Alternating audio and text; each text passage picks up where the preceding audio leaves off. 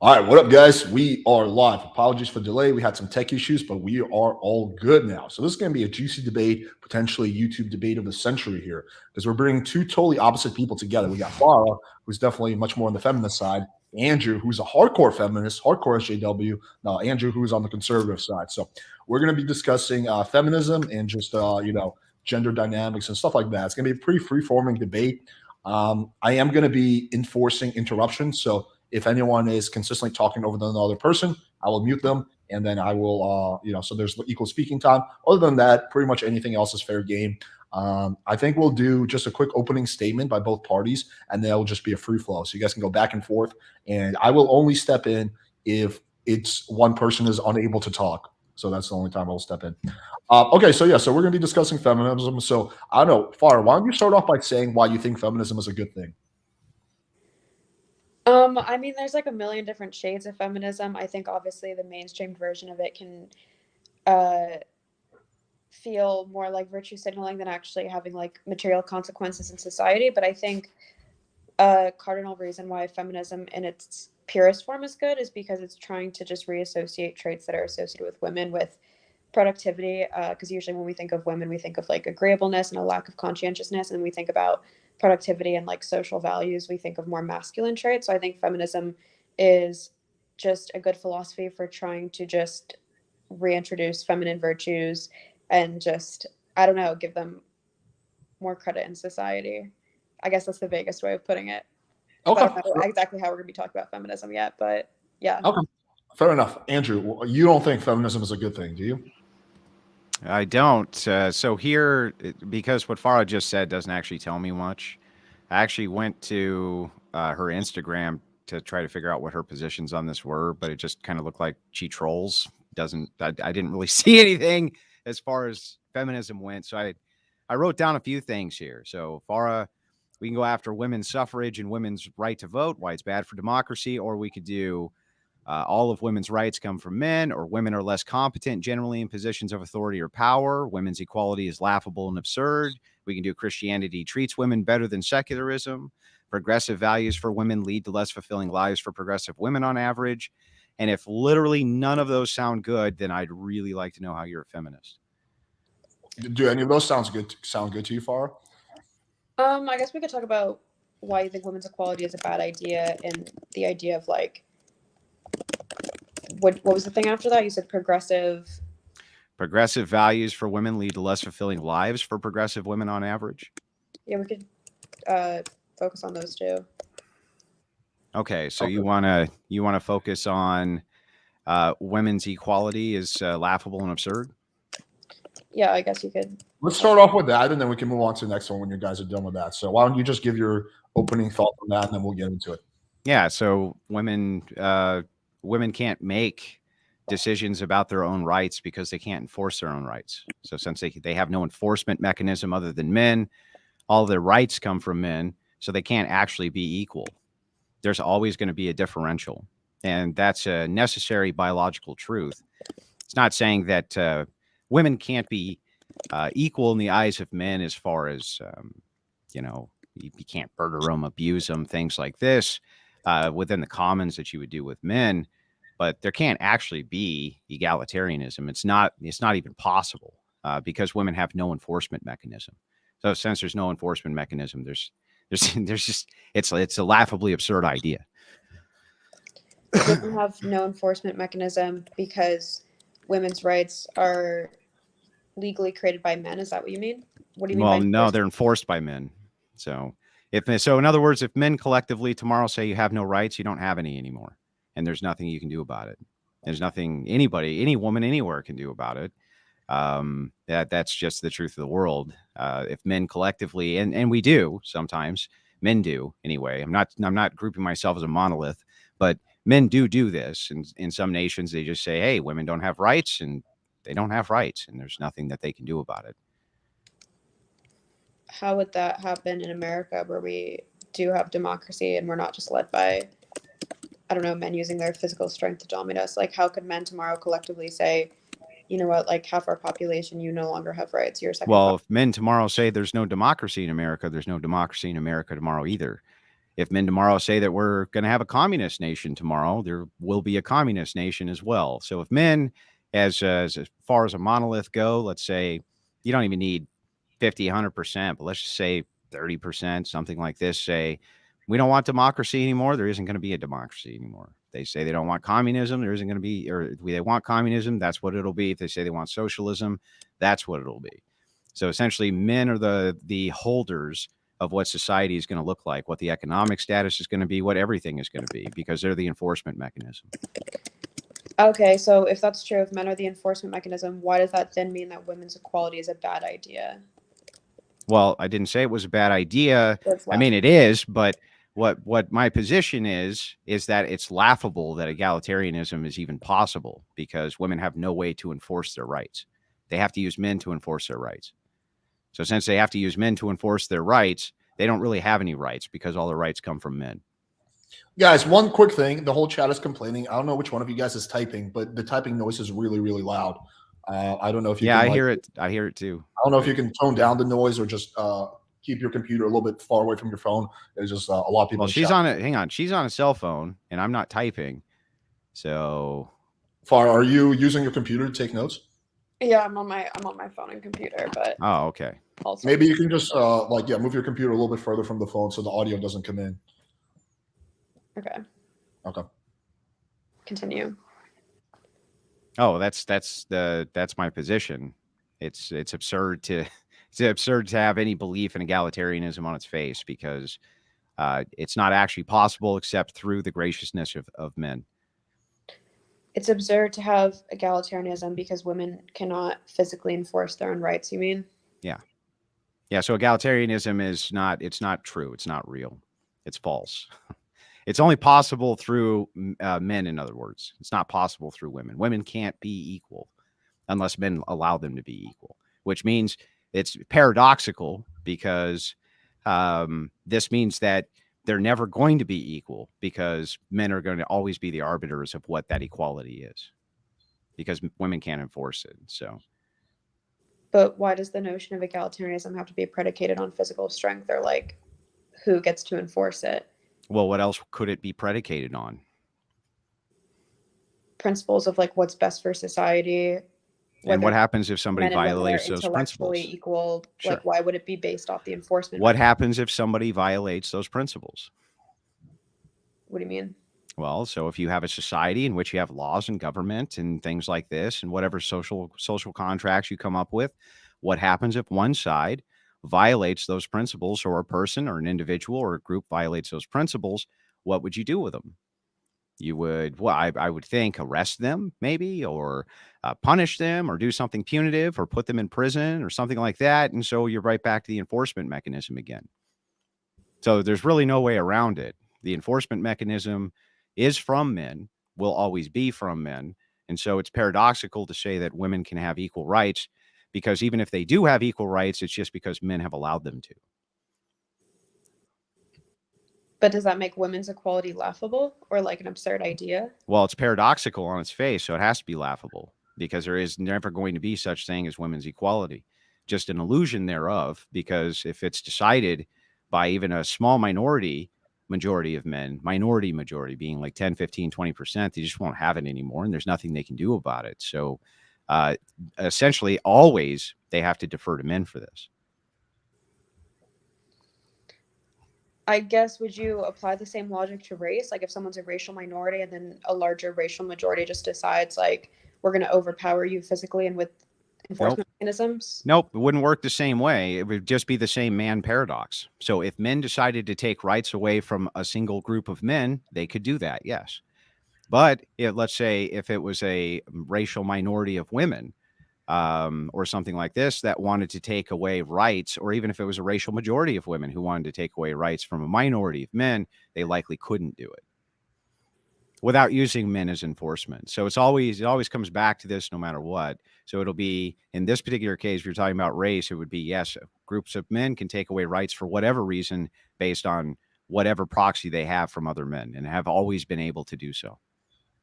Okay, I guess I just disagree that makes women's equality laughable because we would need a male. Well, then explain how you can be equal. Because I don't think equality is predicated on physical strength. I don't think equality is necessarily predicated on whether you're able to enforce it yourself. Then what's it predicated on? What's a right predicated on? Where do you think a right comes from absent enforcement of the right? I mean, conservatives will argue that, a lot of, fetuses in the womb have rights, even though they can't physically defend themselves, that they're still worthy of human rights. So what you're Even saying though they there, can't defend for themselves. So does that mean that, like, fetuses shouldn't be deserving of human rights if you are pro-life, because women could just decide to just abort them? Like, I just well, don't so this think is people use this that as an is argument. this is question begging, right? So I'm asking you, where do rights come from? And you say, well, conservatives will say that children in the womb have rights. Well, that may be true or may be false, but that doesn't actually answer my question, which I'm asking you, where do you think rights come from? Well, I guess what I'm saying is where they don't come from is physical strength. I Or don't care where they ability to don't come defend from. I yourself. want to know where they do come from. Where do they come from?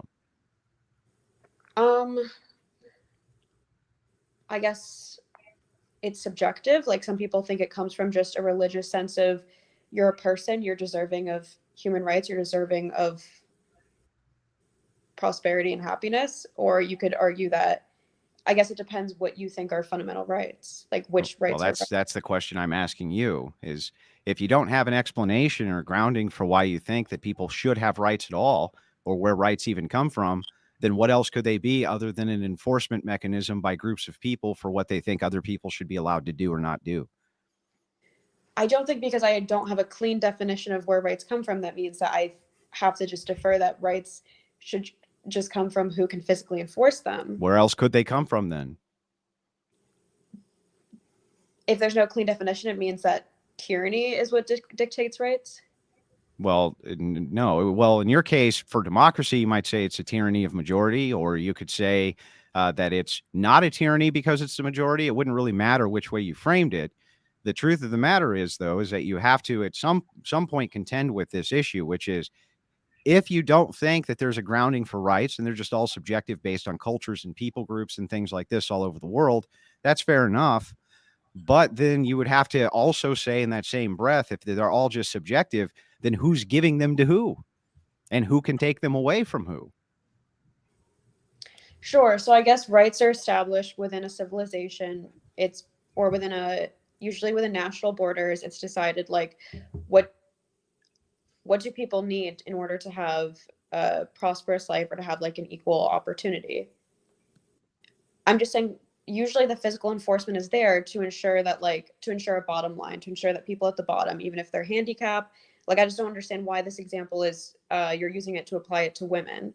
Well, the Greeks said that without law, there can be no freedom.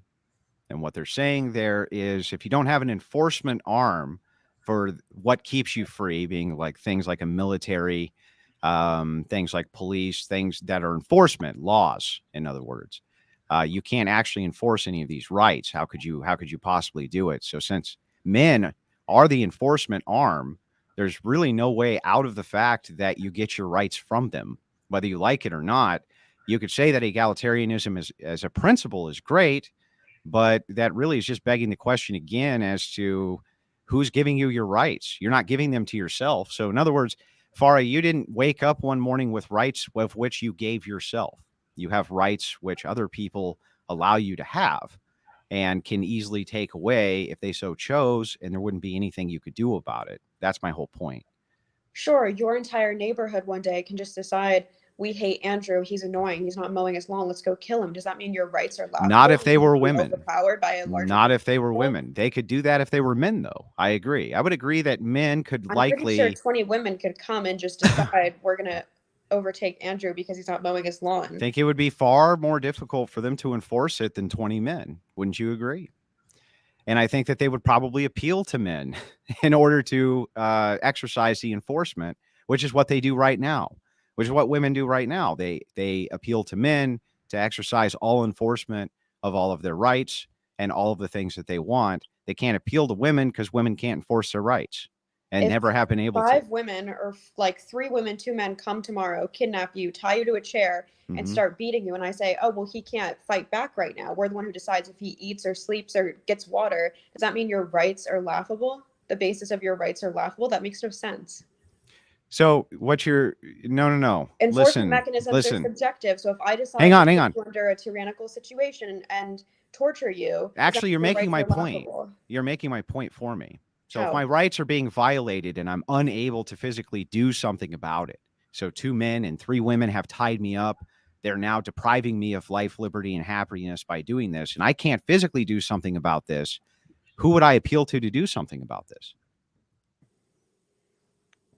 If you can't appeal to someone, it means the basis of your rights are laughable. Yeah, unless you can tell me what the basis of rights are, which is what People I've say asked you they're in the violating beginning. the legal basis of your rights. Yeah, I know. But what is the legal basis of the rights come from what?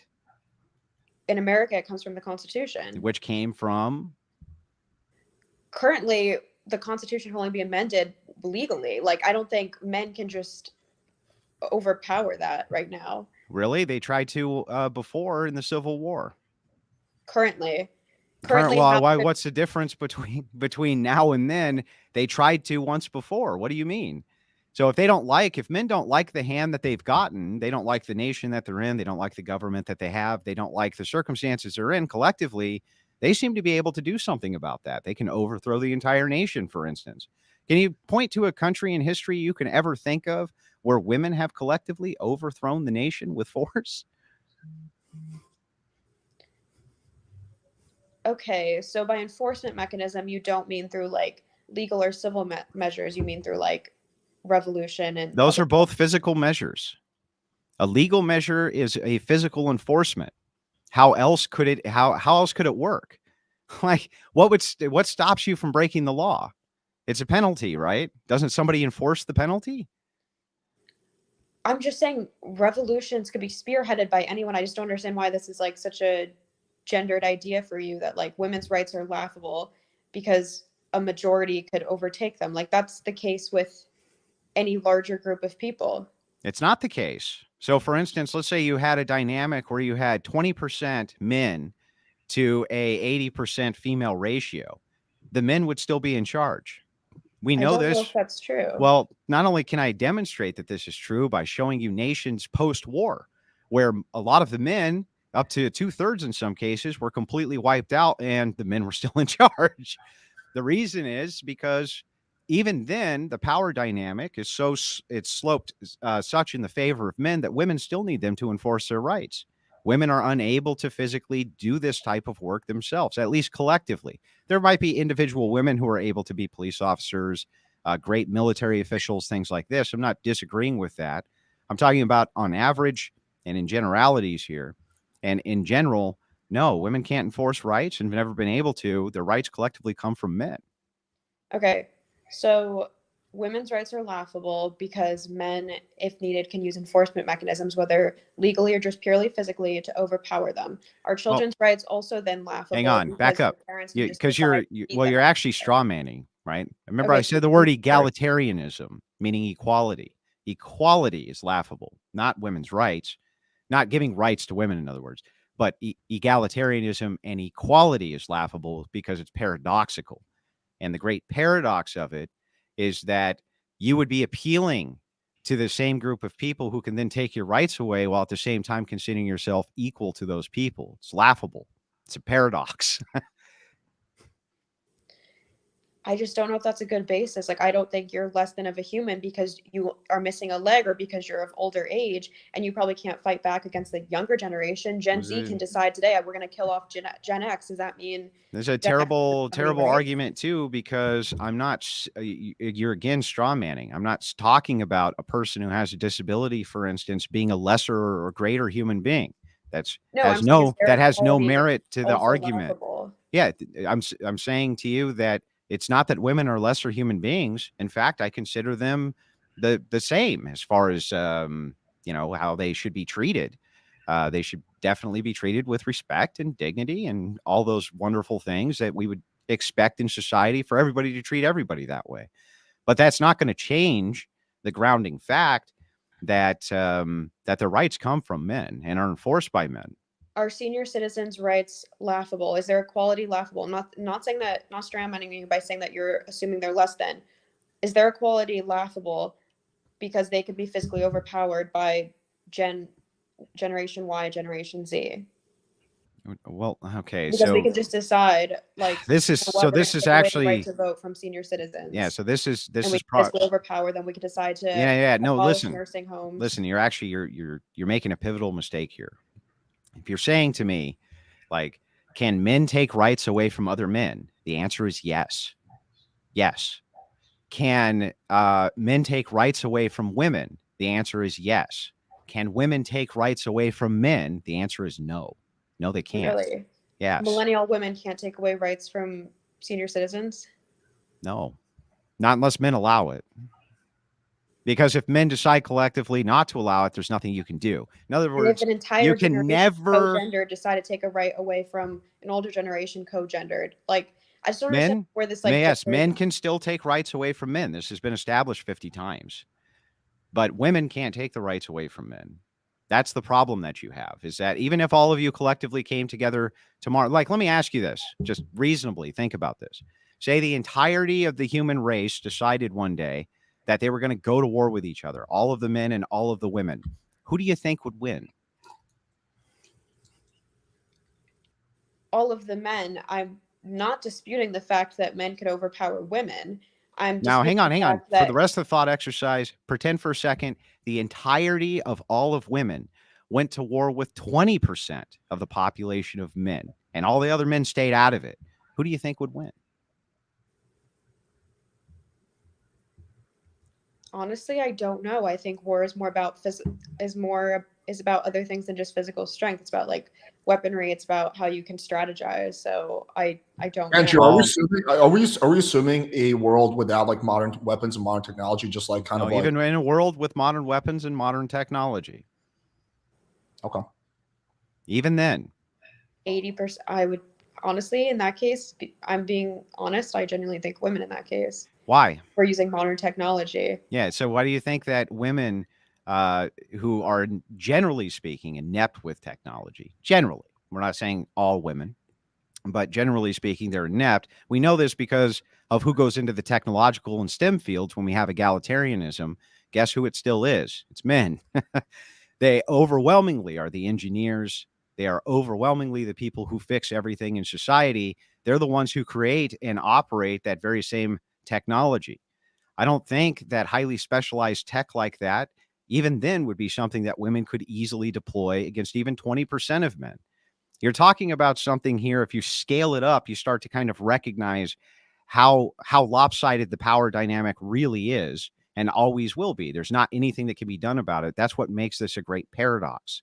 To appeal to men for rights and at the same time say that you're equal to men is laughable.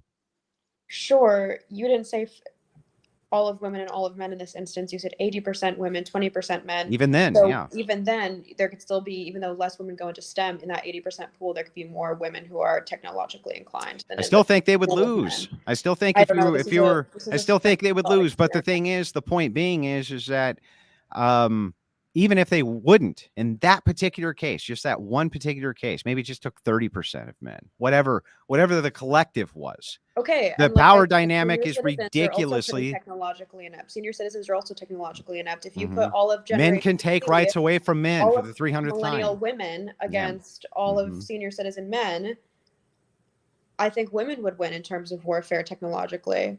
Okay, listen. Hang on. Andrew, let her finish. Yeah, but she's straw manning the entire position. She doesn't understand it. She's not interrupting you. Just let her finish. No, he can go ahead. Okay, go ahead. Listen, you're straw manning their position. I think you don't understand it. You can have great monoliths of one versus the other and possibly overwhelm them. That's really not the point.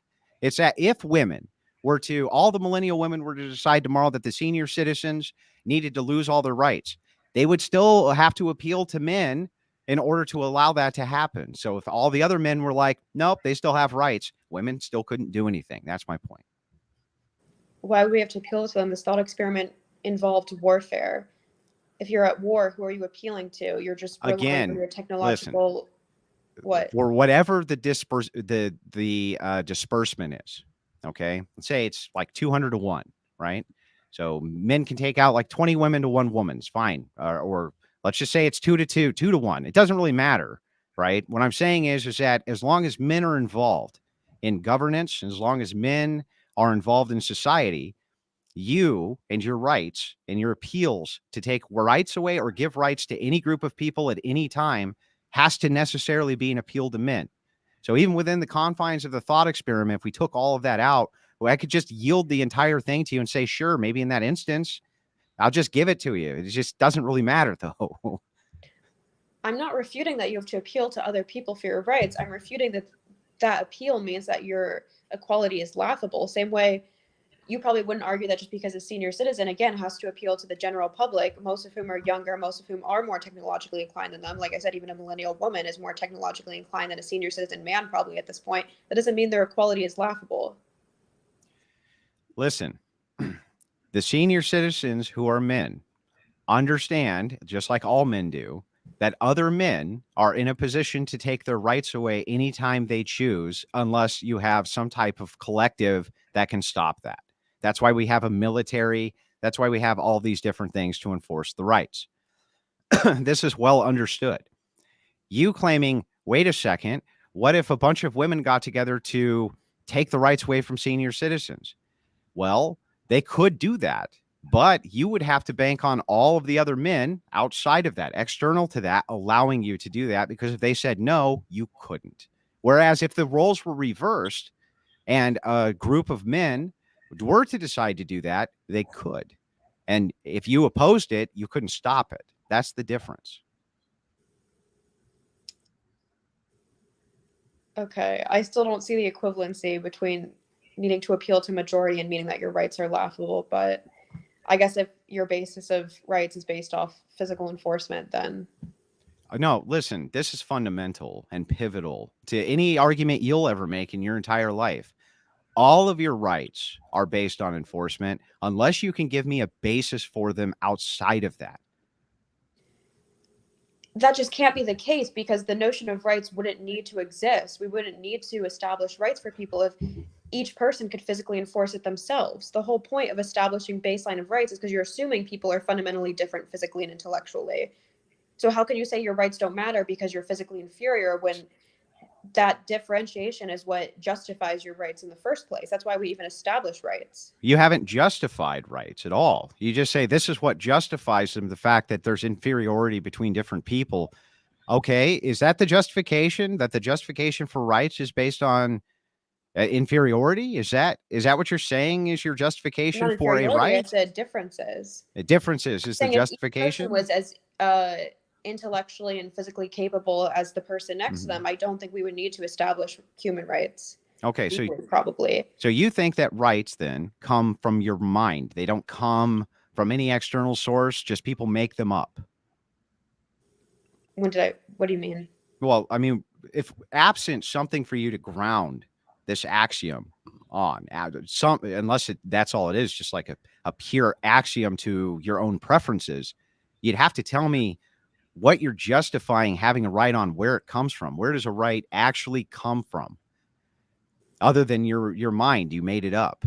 If that's the case, then you have a big problem. So did it come out of the people's minds, or does it come external? Did they come from God, like our founders said, or where do they come from? I'm asking you, where do rights come from for you? Because I'm saying God. I think rights. What? I think that well, as far as innate human rights, the way that you perceive them, we don't perceive them the same way. But I would say that I ground all of my epistemology and ontology on my faith. So all the things that I think are informed by faith and would be informed by God. But from your perspective, your secular perspective, you're just saying that rights are just something that people made up one day. And then you say, but enforcement isn't necessary, which is really bizarre and makes no sense.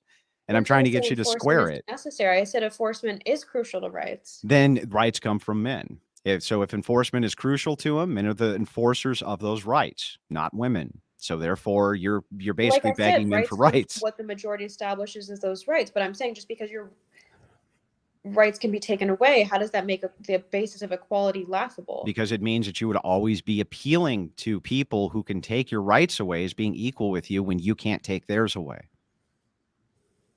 You can take them away, but does that make it justified? Nope, you can't take them away. Men can take them away. but not women. Women can't take men's rights away, not Right, nor monolithically. democracy. If a majority of voters decide to change the basis of rights, again, they could take it away from the minority of senior citizens. Well, first of all, we're not in a democracy. We're in a republic, and it takes more than a simple majority, of which women do outnumber men, but it's only slightly so. They would still need even men in that coalition to do so. So women, as a singular entity, can't do anything outside of voting. But even with voting, they would need men. But absent voting, they certainly can't enforce their rights, whereas men can enforce their rights even absent voting. So if we don't like what's going on at the ballot box or in the nation or in the country, we can physically do something about that. We can change the regime. We can change the president. We can change whatever the fuck we want. And society basically just has to deal with it. There's nothing that they can do about it. They're at the mercy of men. So men are at the mercy of men and women are at the mercy of men. But all of them are appealing to men for rights. Okay, so you said you're a Christian, right? So you believe in a theological basis for rights. So what do you see as rights then, since you have a more objective understanding of them? Since mine's secular. I don't think that we have innate rights the way that you think that we have innate rights. I think that we have an obligation and duties to follow certain virtues, and that those virtues might oftentimes run contrary to what you might consider an innate human right, of which I don't consider an innate human right. So examples of this might be, I don't know, discrimination, let's say, against transgender people using the bathroom or something like this. I don't consider that to be virtuous. And so I would be against such a thing, even though a person like you might say, well, wait a second, this is a fundamental human right or something like this. The difference is that all of my positions on that are informed, and I'm basing all of it, grounding all of it on the Bible and on God. You're grounding all of everything you believe is right just basically out of your own brain, what you think subjectively is a right and what isn't. Okay, so what do you then see as fundamental human rights? Fundamental? I don't think, for instance, that people have the right to murder other people. I don't think they have the right to steal from other people. There's kind of an inexhaustive normative list of things that I think we would likely agree on. But on the other hand, I don't see egalitarianism as being a fundamental human right. Never have. I think it's, like I said, in many cases, it's laughable like this one. I certainly don't see OnlyFans as a right. I don't see speech as being necessarily a right.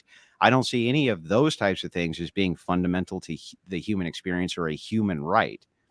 So I think you and I would see rights very differently.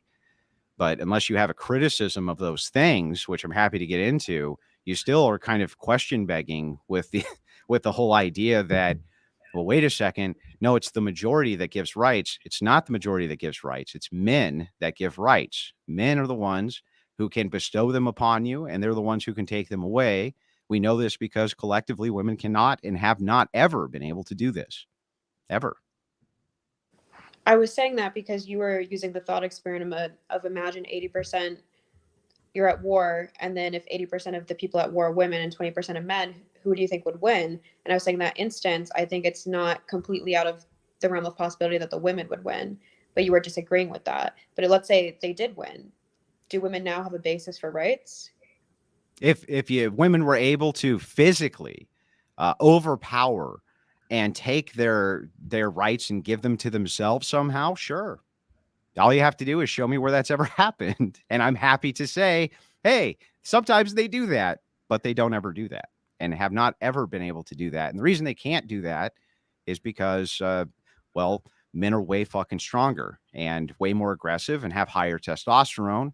And it seems to bother them far less to kill things than it does women. So that's why. Essentially, women are completely under the thumb of men. And everything outside of that is basically just an illusion. It's an illusion that we tell ourselves, but you're always appealing to men for your rights. There's no way around it. Okay, I guess I'm still trying to wonder why you're only applying this idea that if you can't physically enforce the rights, that means it's laughable just to women again, if you're not applying it again. That's not what I'm saying. I'll say it again. Children, handicapped. Maybe I'm missing. I'll say it again. Say it again. Pretend for a second that there was a God, not the God, right? We'll just pretend that there's a God. And the God comes down and says, you and I are now equal. You can do everything I can do except all the things that you can't do that I can do. But we're totally equal. Would you Wait, agree? sorry. Or if Can you the restart? God says to you, you and I are now equal. You just can't do all the things I can do, right? I'm going to make you a God just like me, but you can do all the things that I can do except certain things that you can't. Are you equal with that person, or are you not equal with that person or that entity? I don't know if having the same strengths again is the basis for rights. Like I'm saying, I think we establish rights because we're accepting that people Yeah, but just have to the physical thought experiment, would you say that you were equal with that being or not? No, I don't think men Right. and women are You equal. don't think. Right. Yeah. You don't think that because that would be absurd and laughable and paradoxical.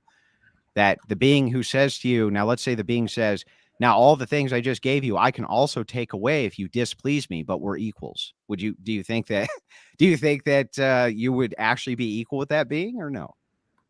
Okay, wait. So you're saying the idea that women's equality to men is laughable, but are you saying the basis of women's rights is laughable or just the equality? Well, I've already said this, that I think that women have the same rights as men do. In this particular case, whatever men decide to give them, it'd be the same thing that men decide to give other men. That's how traditionally it's always been done in every single society that we've ever been in. So, I mean, nobody in any society that I'm aware of as a normative frame is able to just like murder women because they want to. That's pretty absurd. So as far as fundamental rights go, because you and I see rights differently, yes, I think that women would have the same kind of rights I would express that men have. But it still would be a truism that men are the ones who are granting those rights. Okay, so then to kind of pivot slightly, given that, like, I'm guessing you don't support feminism, or do you still support feminism even though you think feminism is useless because Well, this is why I asked your definition. Well, I didn't even really have to ask because you kind of let me know what you thought feminism was in the opening. And in the opening, what you said that feminism was a move towards egalitarianism and equality between men and women. So if that's the basis of feminism, then feminism would indeed be laughable. Because again, you would just be calling this grouping and monolith and saying that they have equality with the very people they're appealing to for equality, who can then take it away whenever they so choose. I don't think I gave a sameness definition of feminism at all. I didn't say you did. I said you said it was about equality. What? You said it was about equality. Yeah, that's what sameness feminism is. I think I was saying that modern feminism is about not devaluing feminine traits. I don't think I said that feminism is about propagating that men and women are equal. Andrew, can I very quickly? I want to really quickly clean up your position for the chat because Rach, your wife was saying what your position is. So I want to make sure this is accurate. So you're talking about the what is, right? But what about in terms of ought to? Do you believe that women ought to have rights as well, or you're just talking purely about the what is? Well, I've already covered that, right? So yes, of course, I think that they ought to have the same rights. Okay. Ordinarily, that I would ascribe in a Christian virtue ethic to anybody. Sure. Okay. Got it. Okay. Cool. Yeah, I don't think that that's in any way contrasted to anything I say. No, I'm it's just not. saying that even then, I would still understand on the is front that those rights, whether I think they come from God or not, I still believe that men would be the ones who are going to ultimately be the enforcement arm for them, and the ones who could take them away from me or give them to me whenever they so choose to do so, which historically they've done many times.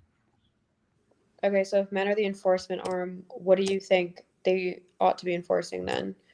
Like, what rights do you think should be taken away from women, or do you think you should still extend equal rights to women, even though you could theoretically take them away?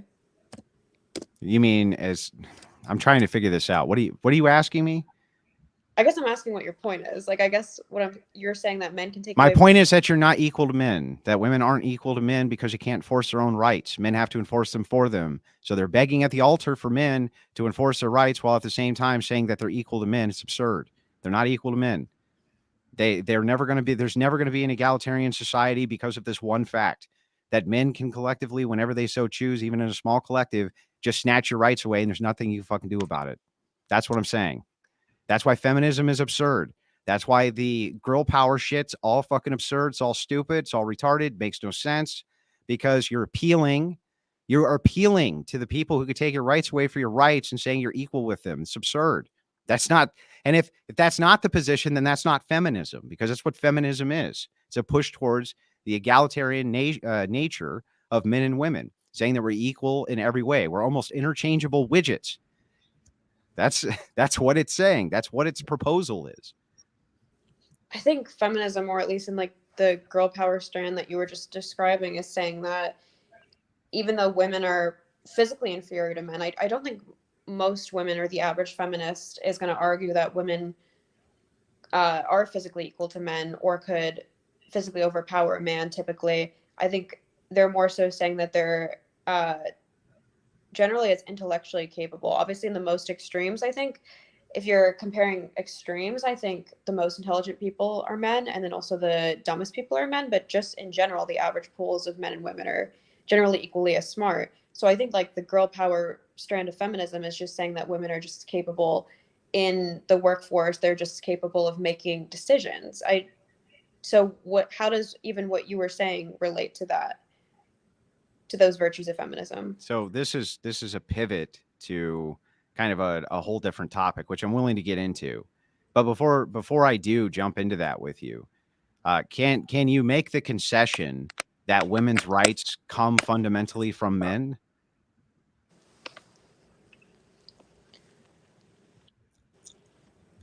I would make the concession that rights are established by the government in the nation you live in, and then that the government is usually spearheaded by men. Yeah. If you don't That's have not what like I'm asking. Can you agree, or do you still disagree that your rights, women's rights, fundamentally come from men? Do you agree or disagree with that? Because if you agree with that, you can concede and we can move off of this point. Hello? Yeah. Yeah, hey, we can hear you. Okay, I was plugging in my phone. Sorry, repeat that one more time. I said, so again, I need to ask you one more time. Can you make the concession that women's rights come from men? If you make that concession and concede that point, we can move on to the next point. I don't think I can. I think I'm not extremely religious, so I can't give you like a clean theological basis for rights, but I don't think I would agree with that. Yeah, right. But I wish I had a better definition. This is on why we hand, keep but on. I still wouldn't make that concession. Right. This is why we keep on going round and round on this, right? Because I make an argument, you would end up inevitably agreeing with what I'm saying, but you still won't make the concession on the point because it collapses a large portion of your worldview. This is very common with feminists. You see what I'm saying? Hang on. Saying that who's okay, go able ahead. to enforce those rights isn't equivalent to the basis of those rights. So I was saying just because rights can be violated by men, I don't think that means the basis of those rights is male determined. Does that make sense? Nope, it doesn't. You're still within the realm of the paradox. So let me try this a different way. What I'm saying to you, the reason I often make this just normative statement to a feminist, that their rights are dependent and reliant on men and men's benevolence. Because if we're malevolent, if we're acting in an evil way, we tend to subjugate, enslave, and things like this, right? But the reason I make this point, even though it's very normative, is because I think most people who are rational agents would just have to kind of agree that it's true on its face. There's really no way to argue with it. But the reason we end up going round and round and round in a circle, and you look more and more absurd every time we circle it again, is because you won't concede to it, because it collapses a portion of your worldview. Men are the enforcers of your rights, not women. Do you agree or disagree with this statement? I agree that your rights can be physically infringed upon, but I don't know if that's the same as saying that because it can be infringed upon or violated, that means the basis of the right doesn't exist. I guess that's my contention. Well, who gives you these rights other than the agents who are enforcing them on your behalf? You're not giving them to yourself. So you Yeah, didn't so I wake up guess one morning. You political didn't wake rights up are one given morning. by, I guess Yeah. political rights are given by men. I'll concede on that. In terms of human rights, I guess I would have to probably research more and think about where I think human rights fundamentally come from. I guess I do see human rights as slightly different than politically afforded rights. Okay, so where do human rights come from? Like I said, I think I would have to probably give it a lot more thought. I think that that's a fair answer. So I don't expect you to have it. That's a difficult question. So I think that that's a fair answer. Maybe we can revisit that sometime down the road. But the second thing that you had going off of my list here was progressive values for women lead to less fulfilling lives for progressive women on average. That was the other one that you took contention with. Am I right there? Or I would just like, I guess I'd like to hear you elaborate more on it. I've heard conservatives say that women fulfilling traditional roles tend to be happier. Is that kind of the crux of your argument? Well, it depends on what you mean by a traditional role. So I think people get these confused a bit. I think that a lot of times progressive women are thinking like 1930s or 40s utopian nuclear family dynamic household leave it to beaver style. But that's not actually correct. When we're talking about tradition, we're just basically doing everything within the frame of the religious. So when we're talking about progressive values, they're all based on secularism. So they have nothing to base anything on except their own subjective preferences. And so they end up in this kind of quagmire of contention. But if you want to just go off of empirics, the mental illness for women is off the charts in comparison to men. It's in fact, even seeking professionals for women is off the charts in comparison to men. So is the rates that they attempt in adolescent suicide in comparatively to men. As the society, in other words, has become more egalitarian across the board, women seem to be suffering more, not less. In fact, there's a paper here which I can link you, and this paper cites it pretty good. It's called an evolutionary. I'm sorry. It's the paradox of the leadership gaps and the paradox of the gaps when it comes to mental health in women. It asks the question, how come gains in women's rights haven't made women any happier? How come that hasn't actually done anything to produce these happy women that feminism promised us when feminism first began through the suffragettes? Like, what's the what's the aim here? What is the aim of feminism if not a happier, better society for women? Why are they all so fucking miserable the more egalitarian they get?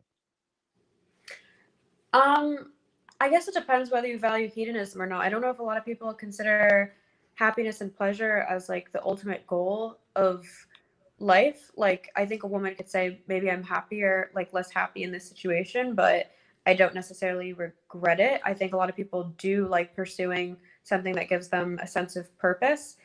But I don't know if necessarily pursuing something that gives you purpose leads to more pleasure in your life. Yeah, but what would be your explanation for women having more trouble with mental health and reporting in almost every single individual aspect of their life that they're more miserable than when the polls that came before polled them in years past, where they're saying that they were much happier? And society had a much larger gap between men and women with what women were allowed to do, including things like bank accounts, things like this. I mean, we've definitely come a long way with feminism, especially in the last 40 years, but the miserable index for women is at an all-time high. I can't fathom how that could be possible as we close this gap if feminism is accomplishing its goal, why women are more miserable under it. I don't know if this is necessarily the answer, but I would say that if you asked me 10 years ago when I'm like 13 years old, if I have anxiety, I would say no, because I don't really have necessarily the self-understanding of what that means. Versus if you ask me now, I'd say yes. I don't think that necessarily means that I have more anxiety or that my life is worse than it was 10 years ago. I would say by every metric, my life is significantly better and that I'm significantly more fulfilled. So I think likewise, if women are kind of relegated to the household into traditional roles and they're kind of isolated and they can't really A/B test what life is like outside of it, then I think it's easier to dismiss negative feelings. Like, I think you need to have So wait, hang on. I positive just want to feelings make to sure I feel got this negative and vice right. versa. I want to make sure I got this right. I want you to understand that the argument you just made was you said it's because those dumb housewives haven't experienced anything outside of being dumb housewives. So basically, it's blissful in their ignorance. That's what you're saying. I don't know if I would say dumb. I would say sometimes, for instance, I think they would, I saw a statistic that says in some countries, like in less developed countries, people there also report more happiness.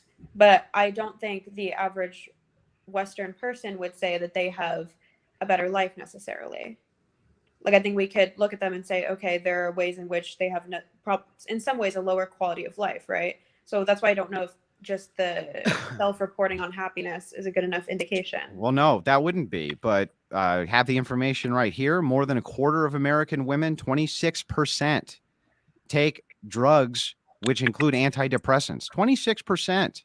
That more than a quarter of all women take antidepressants. What is it, Andrew? What is it for 26, men? What's that? What is that number for men? Just so we have a comparison. Varies between 12 to 15%. Okay, got it. So it's much lower. Okay, much lower. Same thing with antipsychotics. Okay, women aren't doing so hot, and all this egalitarianism that you've been pushing for, that has been going full throttle. You've been getting everything that you feminists have wanted, and when it's delivered unto you, you seem to go batshit fucking crazy. Isn't that weird? Isn't that odd to you? I think the number of people on antidepressants has gone up in general, even for men, right? Slightly, yes. But the deviation between men and women. What would you attribute that uptick in male usage of antidepressants to? I would say it's due to male oppression. The fact that men have been systematically oppressed inside of the United States under these horrific egalitarian laws, where we don't have egalitarianism at all, but rather we get raped in divorce courts. The laws are fundamentally unfair, and for the same crime that a woman is charged with, men are unfairly punished. The suicide rates of men are sky high in comparison to women. They get the job done. It's not that women don't attempt it, but it's mostly a cry out for help because they take pills, and then they call somebody and say, I took some pills, come save me. They put that up to a suicide attack, whereas men just get the job done, right? They just take a gun, and that's the way that they end up handling that. So all of these things, I would say that men are unfairly oppressed in society, and that's led to a slight uptick. And there seems to be enough correlates there for me to make such a bold claim. But I would like to still know, because we seem to just be begging the question, why in the world do you think that women who have more egalitarianism now than ever before, have more of these gaps closed than ever before, are more fucking miserable than ever before? Wait, I first have a question on something you said. So if men kind of establish the framework of rights and happiness, why is it that men are the ones disproportionately facing oppression in society? Well, remember what I said earlier, that men also oppress men, that men are the mechanism for that as well. I don't blame women for this. That's not the crux of my argument. I still think that men are the responsible party when it comes to the oppression in general of other men. But why in this are they disproportionately affecting men more than women? If men are the ones who are, like you said, it's not disproportionately affecting women more than it is men. It's just that in this particular case, when you're talking about the uptick, the slight uptick in things like suicidality and things like this, it's because the laws, which are on the books, tend to favor women, because women are a great consumer arm for corporate America. They're in charge of most of the money. Literally, they're in charge of almost all consumer spending. So laws are kind of tailored to kiss their ass. Corporations and lobbyists have gone out of their way under feminism to make sure that women's asses are kissed, and men seem to suffer greatly because of that. Okay, so men create a framework that oppresses men so that they can make more money off female consumer spending? Is that what I said? Is that honestly what you think I said? I need to know. Is that honestly what you think I just said? I'm asking. Yeah, I know you're asking, but you're asking a question that's not in relationship to anything I just said. So the question doesn't even make sense. So what just happened would be like, if I walk over to a guy and I say, what color do you want me to paint your fence? And he looks at me and he says, margarine hat. Be like, what the fuck are you talking about, right? You might be asking me a question, but it's not in relationship to anything I just said.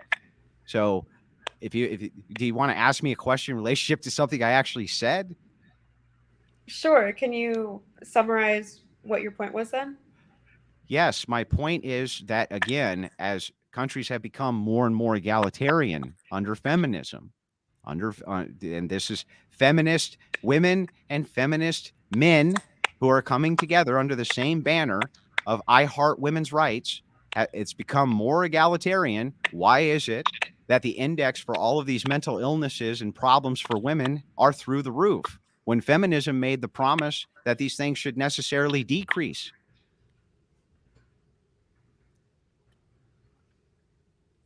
Feminism made the promise that mental illness for women would go down.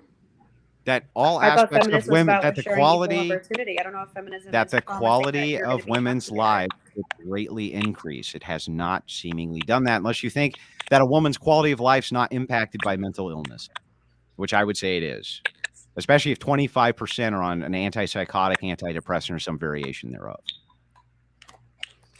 I don't know if that's necessarily feminism's fault. Like you just said, we're in a framework in which sometimes laws are created to that like disaffect people mentally, like you just pointed to the divorce courts. I guess I'm just trying to wonder, why are you attributing the uptick in women's mental illness to feminism singularly? Like, how come you don't think it's just an effect of just, I don't know, other consequences of modernization? Because women are the ones who have pushed, and feminists, male feminists as well, have pushed for egalitarianism. And across the board, in nations we see that become more egalitarian, we see this huge gap increase between men and women when it comes to women, A, wanting to do things that are more in line with their gender, which is a bizarre side effect feminists never want to talk about, but also that their state of mental happiness and mental health seems to rapidly deteriorate, which is fucking bizarre.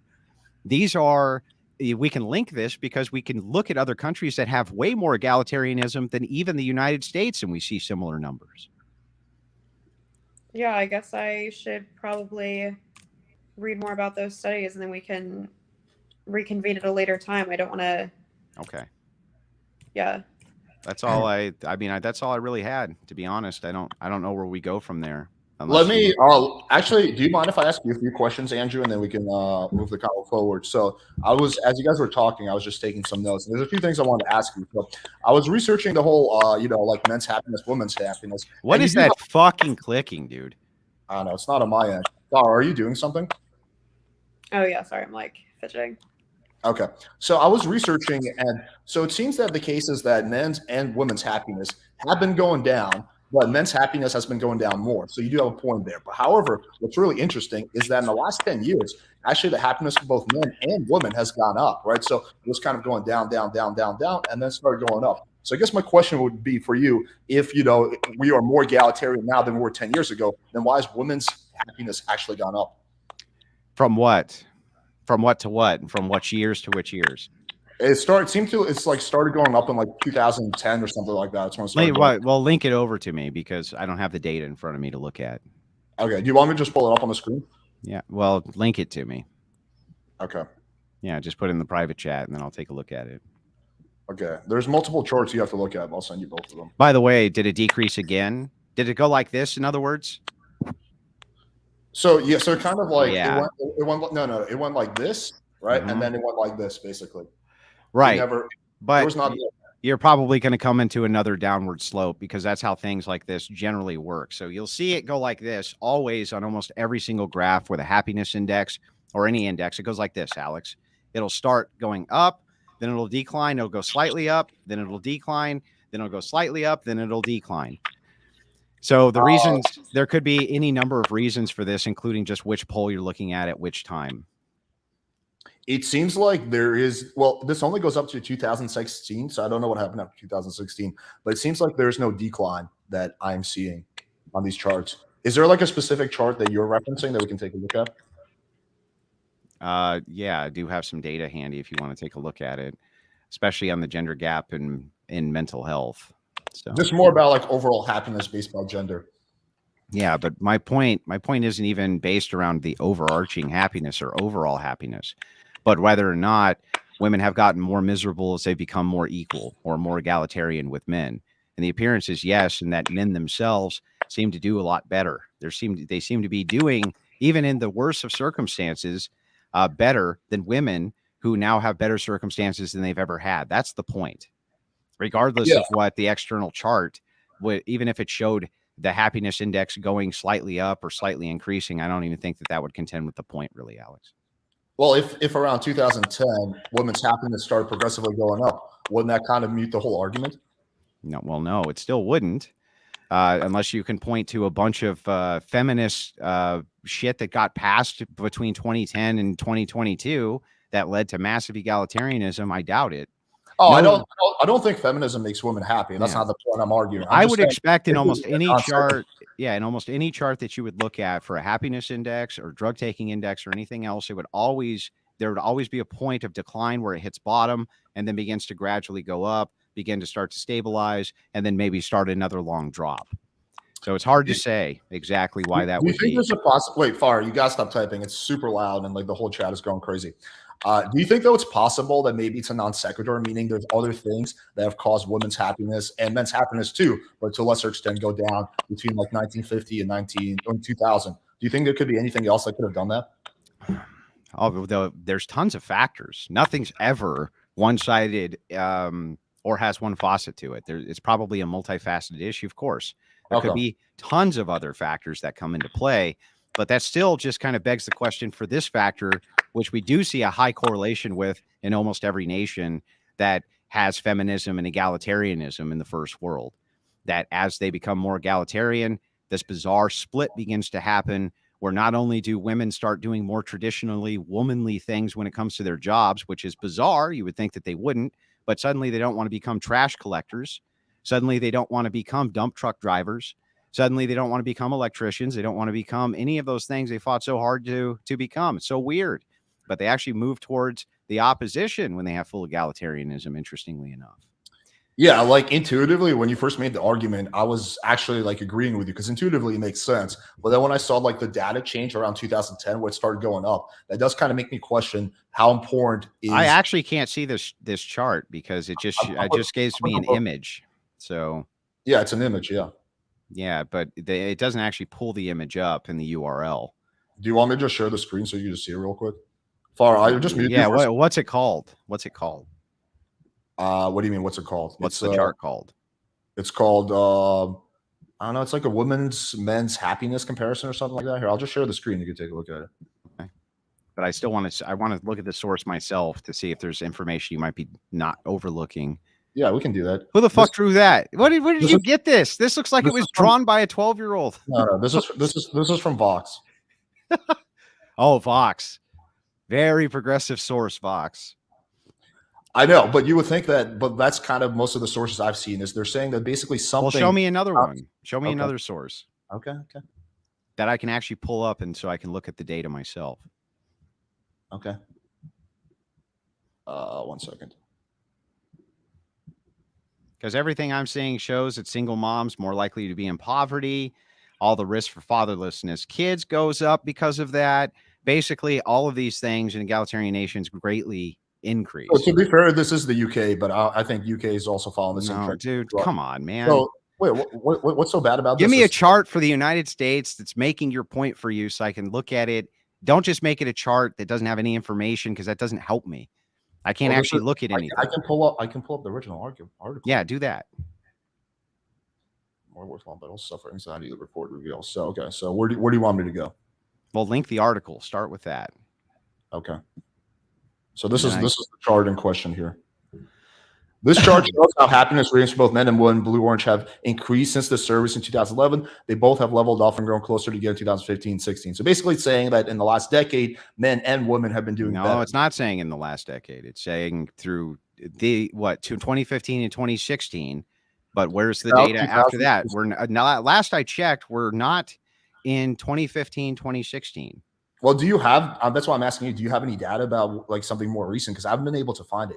So all we see is that it kind of started going up. Well, like for instance, you can intuitively know that this can't be true because just during the lockdowns, you would see something more akin to a dip down, right? Just because of that one factor, you would have to see that in modernity. So, and we would have to compensate and account for that as well.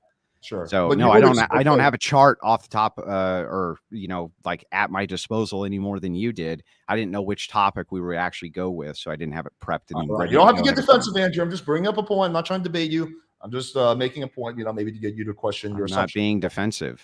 Okay. I'm The second responding to what you're saying. Okay. The second question I had for you was more of a hypothetical.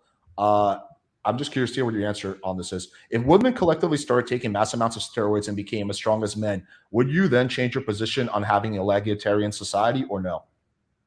If what now? Say that again. Hypothetically speaking, if women collectively started taking massive amounts of steroids and became as strong as men, would you then change your position on the egalitarian society? No, I think that there's also intuitive things that men are better at. They're naturally better at. And even then, I think that men would still have an advantage, even if the strength somehow in this hypothetical monolithically was equalized. I still think that men would have an advantage, though I would have to rethink the entirety of the position then of where rights came from, because the advantage would be significantly more limited. I would agree that that's true, but I still think we'd have advantages in other domains.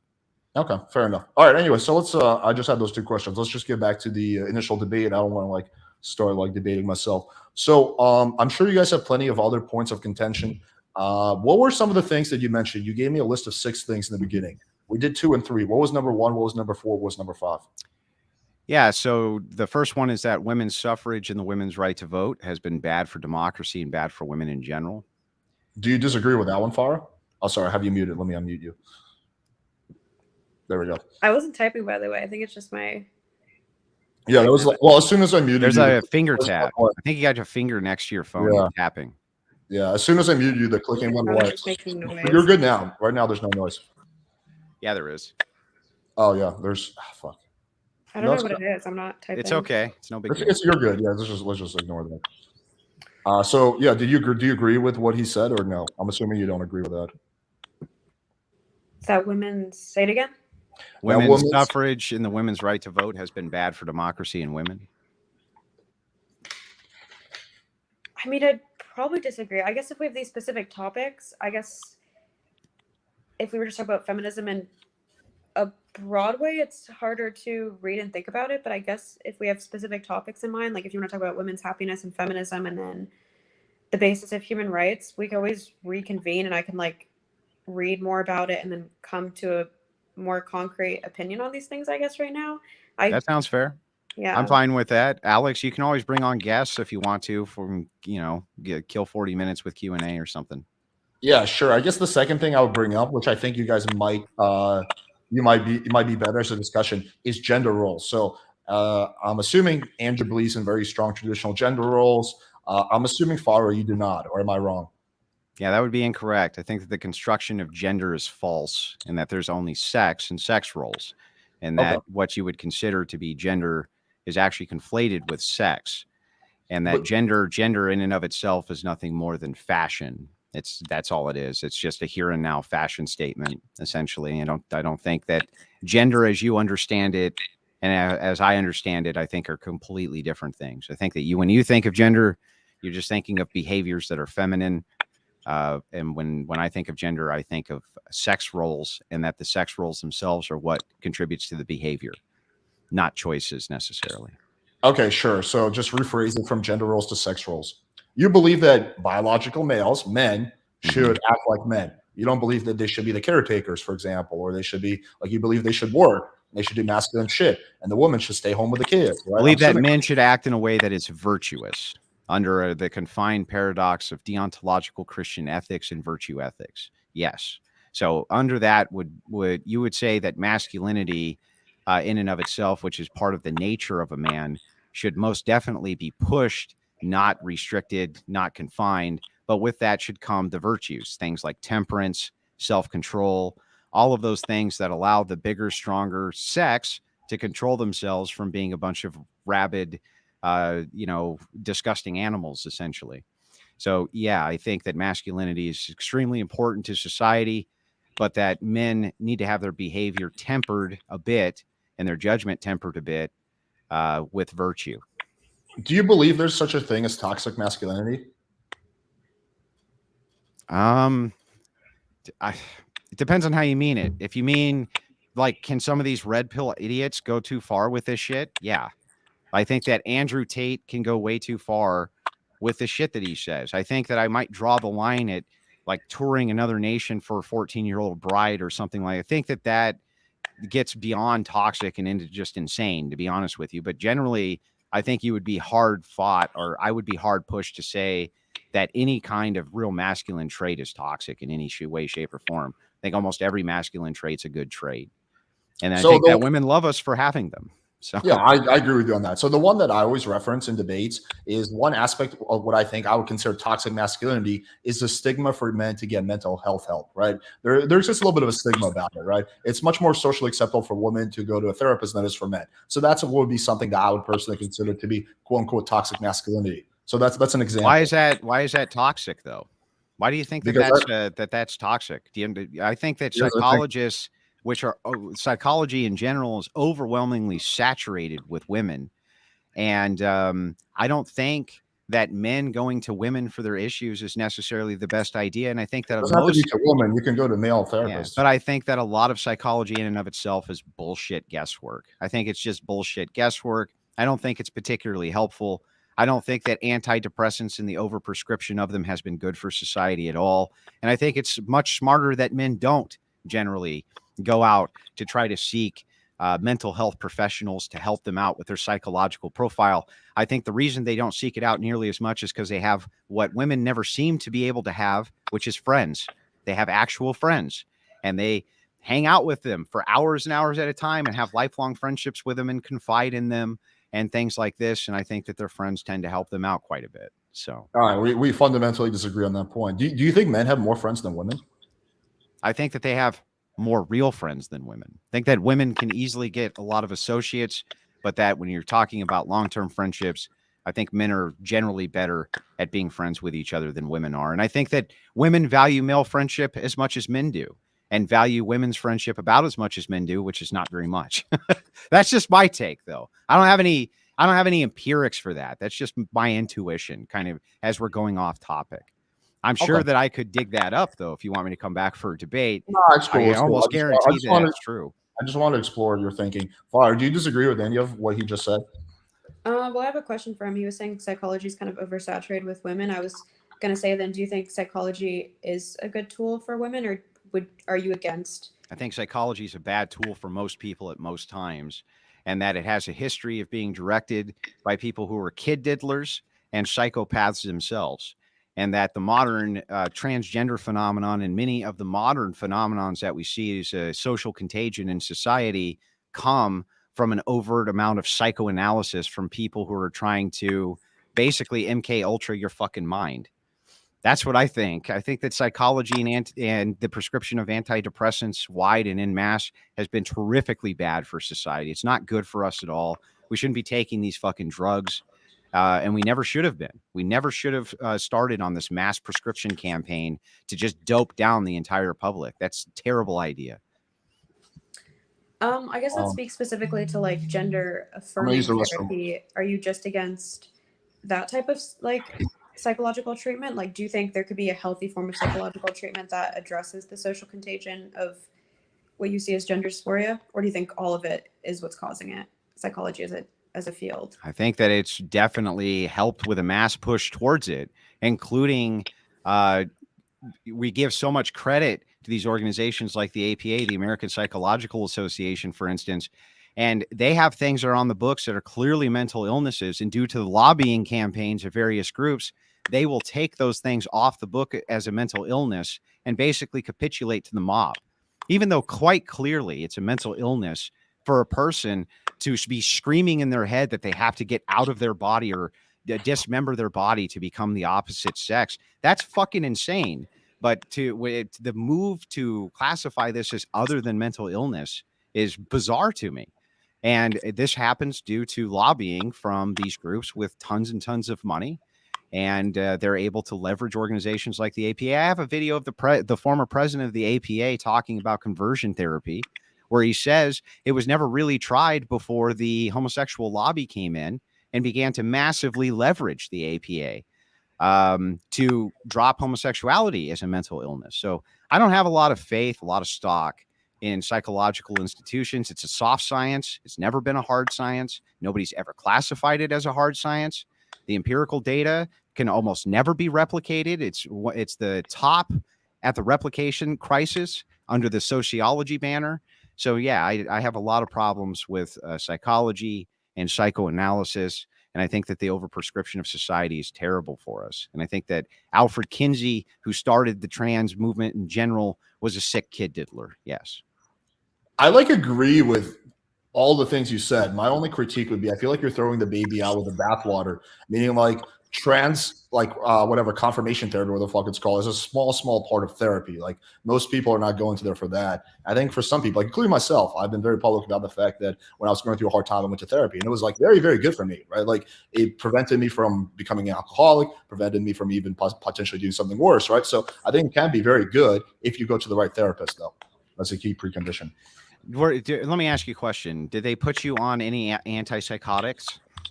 No, I've never taken an antipsychotic. Right. So that's the thing. When we're talking about this, remember that a response to therapy or things like this, a lot of this is the issuance around antipsychotic drugs. I'm not a fan of that. Yeah, but these are all things that begin to move your state of mind into a suggestive state of mind, where you can then, through heavy suggestion, be led to do all sorts of different things. It's a mass dumbing down of the public from psychologists, honestly, from that entire field.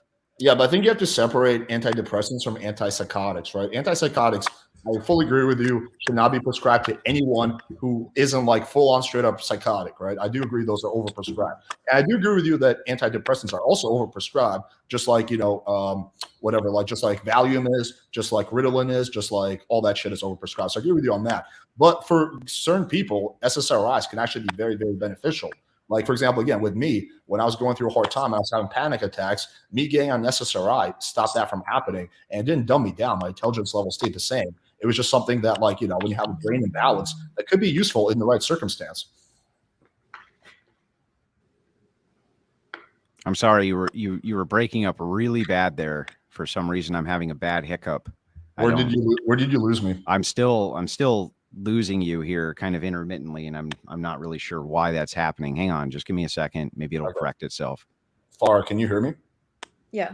Okay, so this is it. It looks like maybe it corrected itself. Yeah, go ahead, man. So the point I was trying to make is, I do agree with a lot of the stuff you're saying. I agree with you that antipsychotics should never be used unless the person's straight up psychotic. I do agree with you that those are overused. I do agree with you they can lead to disastrous side effects like shootings and suicide.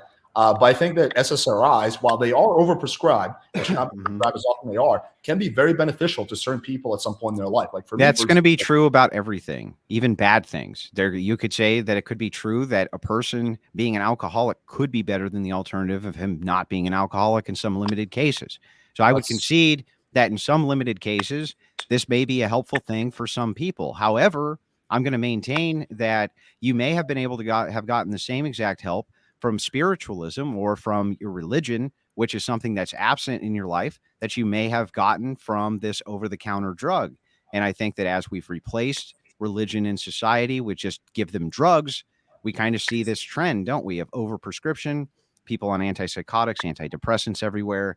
It just proportionately, of course, affects women, especially since women generally seem to adopt the religion of their husband. And as we become more and more religious, you see that there's less and less women, again, who have any type of real staunch religious values. So this is, I think that this kind of goes part and parcel that we have outsourced any form of spiritual fulfillment to people psychoanalyzing us and giving us drugs, man. I'm not sure that that's the best idea.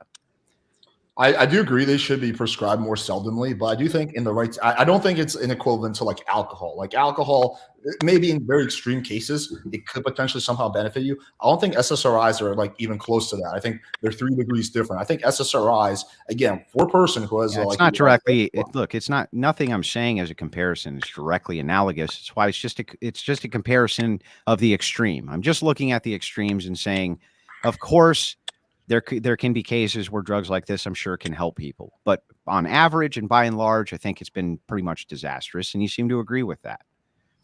I think they're overprescribed. I do think they've also saved a bunch of people's lives who would have otherwise committed suicide. Yeah, but they might have ended up greatly destroying other people's lives due to the overprescription. So it's like, Sure. Yeah. you know, you have to be very cautious when you make a statement like that, right? It's Sure. like maybe they have, but maybe they've also destroyed more lives than they've saved. Like we don't know.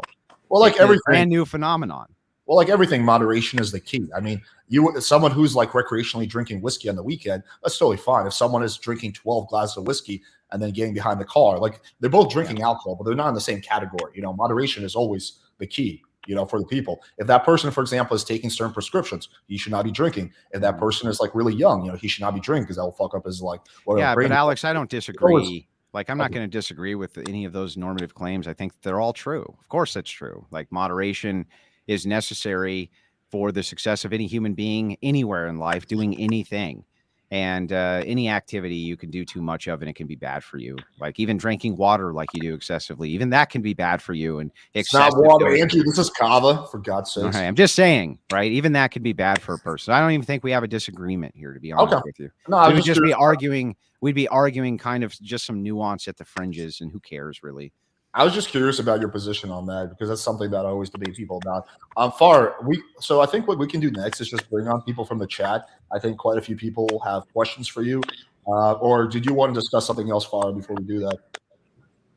Well, I did have a question hearing that discussion. Okay, so if you view gender dysphoria as a mental illness, but then you're also kind of opposed to like the institution of psychology, what would be the best way to treat it, just through like spiritualism or religion? Because I don't feel like that would work in cases of other mental illnesses like schizophrenia. Why not? That's how it always traditionally worked. Traditionally, mental illness was treated by spiritual people, spiritual fathers. It was treated even in localized tribes by shamans, people like this.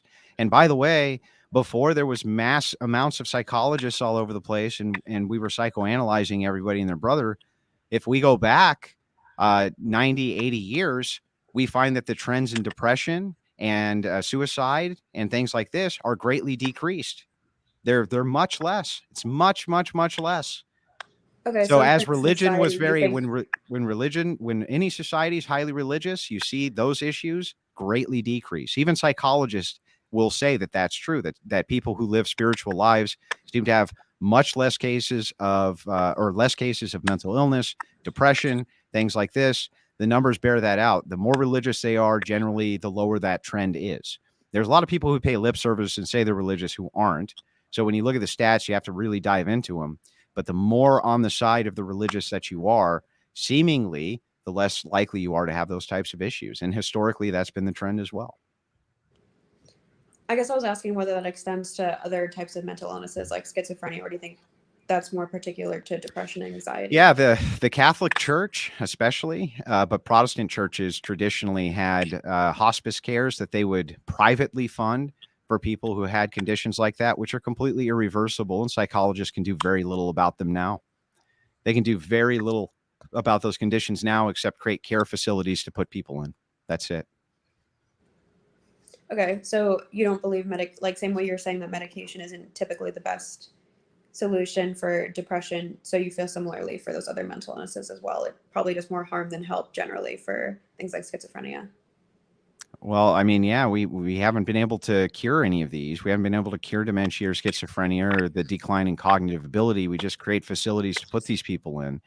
I do think that it's a good idea maybe to continue with drug development to try to treat some of these things, but an overprescription of them is terrible. Just like an overprescription of antibiotics would be terrible. That's how you end up with antibiotic-resistant diseases, right? Trying to govern the mind with drugs is a great new frontier and great new experiment, and it's not going very well so far. We don't really know what the ramifications of it all will be yet. And I'm very cautious about that. So just saying. Okay, that's fair. So the way you see transgenderism as a social contagion, you feel that way for also depression, anxiety, schizophrenia? No, BPD, I didn't say that those were bipolar. social contagions. No, I'm asking. No, those aren't social contagions. Those are biological conditions. Dementia is a biological condition. Schizophrenia is a biological condition. These aren't just mental conditions at this point. These are actual physical conditions. They're physical ailments. So these transcend just the mental. These aren't just, there's people who have sudden onsets of dementia who didn't before have it, who were completely cognitively perfect and had no depression of any kind, no mental illness of any kind. These are physical conditions you're alluding to. Those aren't social contagions. A social contagion would be something that's all in the mind, but because it's been pushed out in the general public through mass media indoctrination and things like this, people begin to believe that thing is true, or that they should participate into it, just like with propaganda. That would be a social contagion. That's a whole different category. Makes sense. All right. All right. Let's start bringing people on. So whoever has any questions can come on. Okay. Let's do it. All right. Zachary, what's up?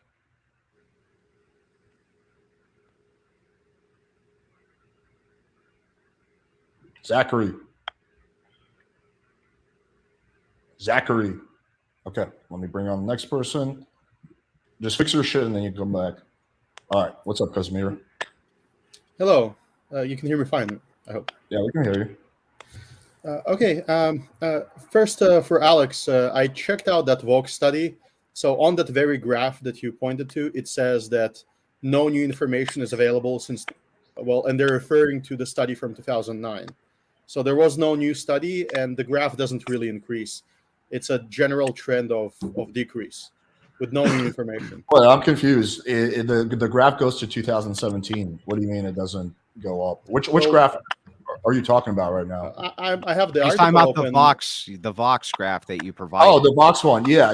That one only goes to 2000. You're right. But the point I was trying to make is because in the first graph that I showed, that one starts at like 2010. So I wanted to show what happened beforehand. And it seems like in that graph, what is happening is that it starts in 1970, it's going down, down, down, down, down.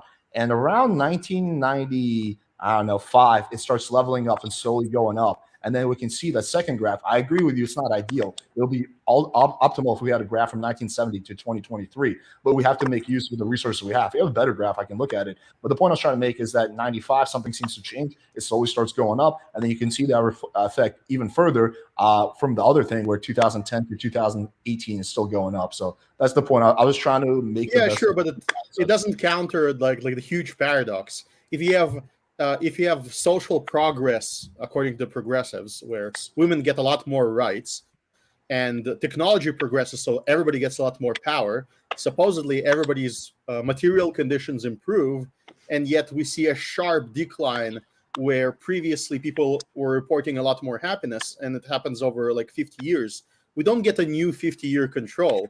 We get the 50 years that we had when it was measured, and it shows a significant decline where we expect an increase, or at least a plateau in like relative reporting. So that do you have a better graph that we can reference? Well, I'm referencing the study called The Paradox of, I think, women's happiness. Yes, so like the paradox of declining women's happiness. Yep. And so that's a known paradox. Now people have tried new studies to sort of explain it, but they're not objecting to the paradox. So I don't think that there's any new rise or anything. It's like dead cat bounce. In the 2000s, things start changing, going up. No, they're not. They're plateauing, but they're plateauing after a significant cliff. You're at the bottom of the cliff, and there's going to be some variation. There's nowhere to go but up a little bit. Well, yeah, it's like a dead cat bounce. It can still keep going. If you look at the data, it can still keep you're going not down. changing the trend. You understand that, right? There's like a trend line, right? And it's that's up. What we're looking it seems like the trend has gone like this. The main thing is that's not the trend. You can't take a couple of isolated years and say that that's changing the trend. That would be like this, Alex. The birth rate's going down. But we had a massive birth rate increase during the baby boom for the first time pretty much ever. So if you look at a chart from 1800 to right now on the birth rate, you'll see it just doing this. And there's one point where it spikes up, but it didn't buck the trend of it continuously decreasing. That's the problem. Yeah, like we have wars that reduce the GDP. Right. The problem always rising. Right, but the problem with that argument is that the initial happiness study starts in 1970. So this doesn't go back to the 1800s. It starts in 1970. So we have 1970. So here, 1970 to 1980, 1980 to 1990, and then 1990 to 95, and then 95, it starts going up again. Then we have 15 years. So I don't think you could say comparatively to all of civilization, yeah, it's a very small sample size. But comparative to the years for which we have data for, it seems to be pretty reasonable. Hey, what happened to Farha? Maybe she's just done. My next question was to her. Yeah. Yeah. What was your question? Well, it would be, I see a paradox in her position. So on the one hand, I think she admitted pretty much that her rights depend on people like Andrew enforcing them. But at the same time, as a progressive, she has demands on other men. So I agree that she could, as an anarchist, as an anarcho-capitalist, I agree that she could assert negative rights, the right to not be aggressed against in a certain way. But in order to do that, she has to abandon all of her progressive prescriptions. She has to basically decide to isolate and separate herself from men like Andrew and to live without their assistance, or to at least offer fair trade. Which so that's the question: is she willing to do that? Because then I'll defend her rights. She actually didn't quit. She says that it cut out. Here, let me text her. Yes, it cut out. Cut out. Rejoin. Maybe I'll figure out the question for Andrew in the meantime. Where are you from originally? Where's your accent from? It's Saint Petersburg, Russia, with a little bit of Austria. Okay, cool. Fucking Russian propagandists. We are the better men. Okay, I will not put up with racism. Well, I mean, the Russian's not a race, but okay, Alex, fair enough. You know, we are good. I understand your position, Andrew, but I have a question. Do you think it is good that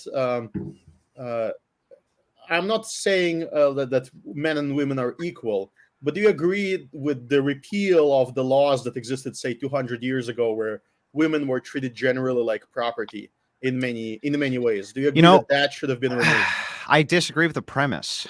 So I don't think that the premise is correct. I don't think women were treated like property 200 years ago. So, like, I'll give you an example of this, Kaz. So I was having a discussion with another gal about this, where she said, women couldn't have a banking account before, like the 1971 something or another act, blah, blah, blah, blah, blah. So I went and looked into it. Well, that's true. They couldn't, right? That seems fundamentally unfair. And I went, that seems like something I probably wouldn't have a prescription for. That seems absurd, right? But I also found out that it's because they couldn't incur debt. So all of their debt that they went and ran up at the department store, their husband, they got all the debt. All of women's debt transferred over to the husband. They couldn't incur any. And so it's like, I'm not so sure that that's property at that point. That seems like the man's more like property in that point, Gaz. So okay, maybe I can sharpen it. Right now, there's a sort of a glimmer of right wingers, like Andrew Tate being one of the first, moving towards this idea of embracing Islam, where that's absurd. I will assert that women there are treated very much, at least traditionally, maybe not in new societies, but in older societies and more ancient ones, were definitely treated like property or traded for. In some societies, that's true, yeah. I don't think that follows, like I said earlier in the debate, maybe you didn't catch it, but I don't think that falls in line with Christian virtues or Christian ethics, that women should in some way be treated like chattel or be treated as subhuman. They should be treated with dignity and respect, the same way that I would expect a Christian to treat other men.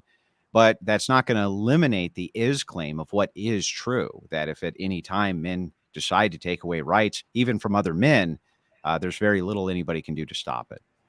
So my first question was to Farha Khalidi, and you had some difficulty answering Andrew where rights come from, and you said that you would study it, but I can tell you where you should study. You should look into natural law, into Rothbard and Hoppe, Hans Hermann Hoppe. They offer you a solution, which is to assert not like positive rights, but basically negative rights, where you say, Andrew, I want to separate from you. You don't owe me anything, but also I want to be left alone.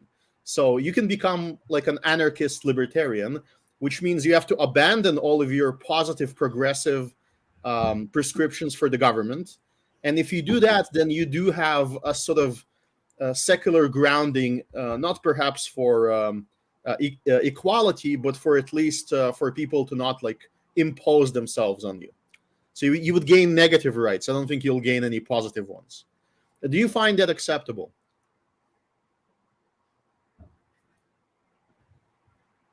We can't hear. Sorry. Yeah, we can't hear you.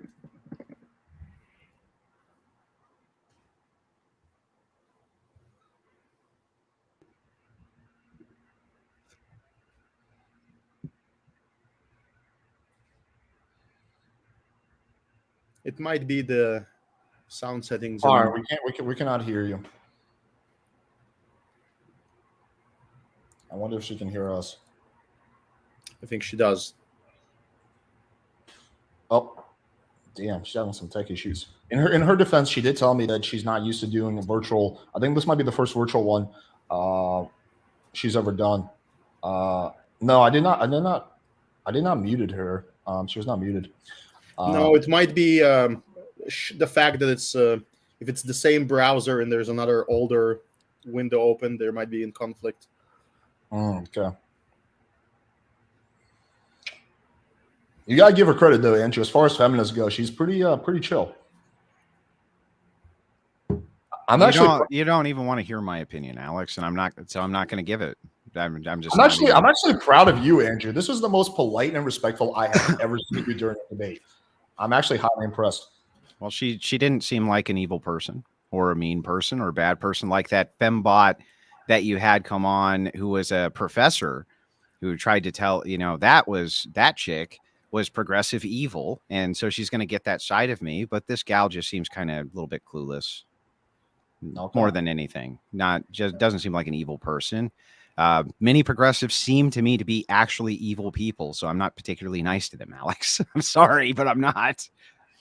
Well, I've seen you be not particularly nice to I think 90% of the people you debate, but yeah, you were super chill with her. I was gonna say this. What was I gonna say? Oh yeah, have you ever debated Nina? Me? Yeah, I have. Yeah, because you will have way more of a fiery exchange with her. I mean, that girl spurts out really hard as soon as her beliefs are challenged. She called me a abuser. She says I abused my girlfriend because I disagree with something she said. Yeah. Sure. So Nina, I would be happy to debate Nina on the PWF channel with the same exact proposition. Any of these propositions that she'd like to take on, I'm happy to, or any that she has, I'm happy to take those on too. I'll set it up. I want to see that happen. That one's going to be a lot more fiery.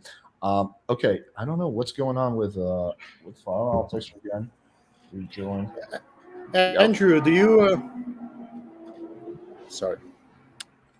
Oh, hello. Is my mic working now? Yeah, you're good. Okay, cool. So you mentioned something about happiness rising recently, specifically the last 10 years or so, which is true. I've researched that as well, and I've noticed that that is indeed the case. But have you considered that that is in part due to a lot of retirements? Because if you look at the age or the people that are retiring right now, they're baby boomers, which are a very large cohort of the population. And if you look at a chart of just generally happiness over somebody's age, it decreases during their 30s, 40s, and then it starts to increase as they reach their 50s, and then there's a big spike during their 60s. And so we would have the expectation based on that then that this hasn't actually bucked the trend, Right. but we're going to expect to see it kind of move right back down, right? Yes, that's correct. Yeah, I would kind of figure, and that makes sense to me. Not only that from the retirement age, but because as boomers retire, then people in their 30s and 40s can begin to move into their high-paid positions and things like that. Yeah. That also, I'm sure, helps with the happiness index. Yeah, because it would be interesting to see the happiness broken down by age group. Because if you look at, there's some recent, and these might not, they may be very temporal just because they're all within the last 2 years. But there's been a huge increase in the depression rate specifically for the youth, but not so much for the older generations because they're retiring, they aren't entering a fucked economy. So, and they were raised in a different environment. Right? Exactly. Yeah. So yeah, there's a lot there with the trend. That's why I was telling Alex earlier, like I can't just take a chart that you give me and make commentary on it. I'd have to look into it more. But I seriously doubt that it bucks the trend. Yeah, I'll post a few sources that I've been looking at. Also, just as an aside, there's something interesting about the current demographics in the U.S. That if you look at the age 60 plus, there's a big surplus of of females in regards to how many there are versus the male population. You mean a surplus of eligible females? No, I'm just saying just a raw number Oh, you mean there's just more in general? for age plus 60. Because men are dying at their jobs. They're horrifically terrible, horrible jobs, and that makes society run, and they're breaking their backs, and they've damaged their bodies and everything else taking care of a family. You think that might have something to do with that, Zachary? Yep. Okay, I appreciate that, man. Yeah, that's mainly what I wanted to say, just to bring up that differential in ages. Cool. All right. Casimir, you had a question for Farha? Yeah, is the audio issue resolved? Can you hear me? Yes. Yes. Okay, I heard what he was saying about negative rights, like libertarianism. I think what I was asking, but I don't think you heard me, was so that'd be the political right, but then you said that also has a basis in like what is the natural law of that? Can you explain it more? Sure. So generally, I'm not going to explain the actual theory, but generally, it says that if people want to justify their position in a conversation, they can only do so when they are not like in the mode of fighting or conquering others. Conquerors don't really need explanations, so their explanations can also be ignored. They're just conquering because they're more powerful. So Andrew proposes to you that outside of any Christian ethic, he has the conqueror's ethic, meaning he can just take all your rights away from you because he's more powerful. So that's fine, but that's not like dialectic. This is just power.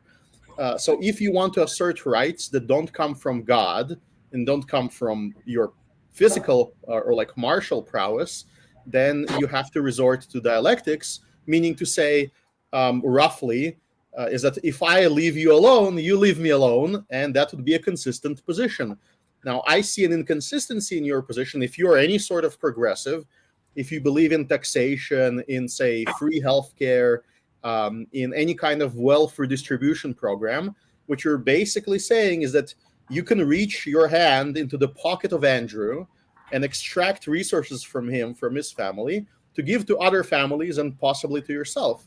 And because of that, because of that imposition, he has to fight you in society. He has to vote against you. He has to argue against you. But if you were to just leave him alone and be self-reliant, then you would have no conflict. And he could sort of say, well, you know, Farha is a feminist, but I'm fine with it because she's not affecting me and my society. Most of his problems with your society, with your feminism, are things that affect him and his family and other men around him and his children, like in the courts and in the taxation and the justice system. And if those were sort of divorced, separated, if he could like secede from your society, if you weren't imposing himself on him, then there would be no problem. Therefore, you would have a negative right to just coexist. So what do you think about this? Would you like surrender all of your positive claims? I don't have a ton of positive claims. I think I do kind of swing libertarian on a lot of issues. Like I am pretty against high taxation and stuff like that. Okay, so I'm not misunderstanding. You're kind of saying libertarianism is the only secular way for feminism to make sense and be morally consistent. Yes, you can say that you're like equal in the sense that you're not imposing yourself on others. But if you are imposing yourself on others, then you have to find some other basis for equality because it's inherently unequal.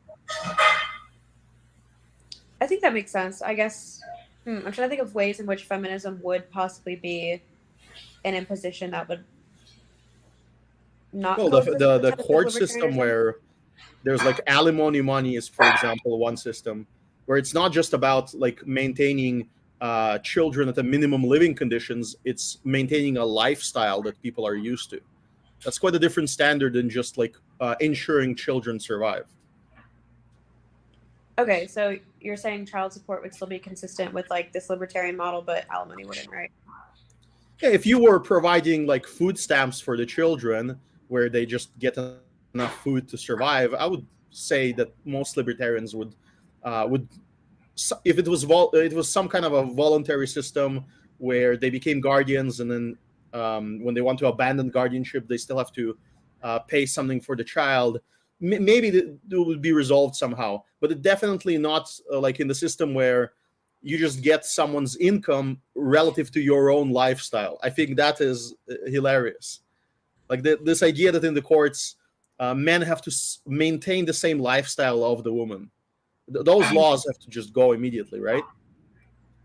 Okay, that makes sense. Okay, so you were saying the father has the right to abandon the child so long as he provides child support, because that's him voluntarily abandoning the child.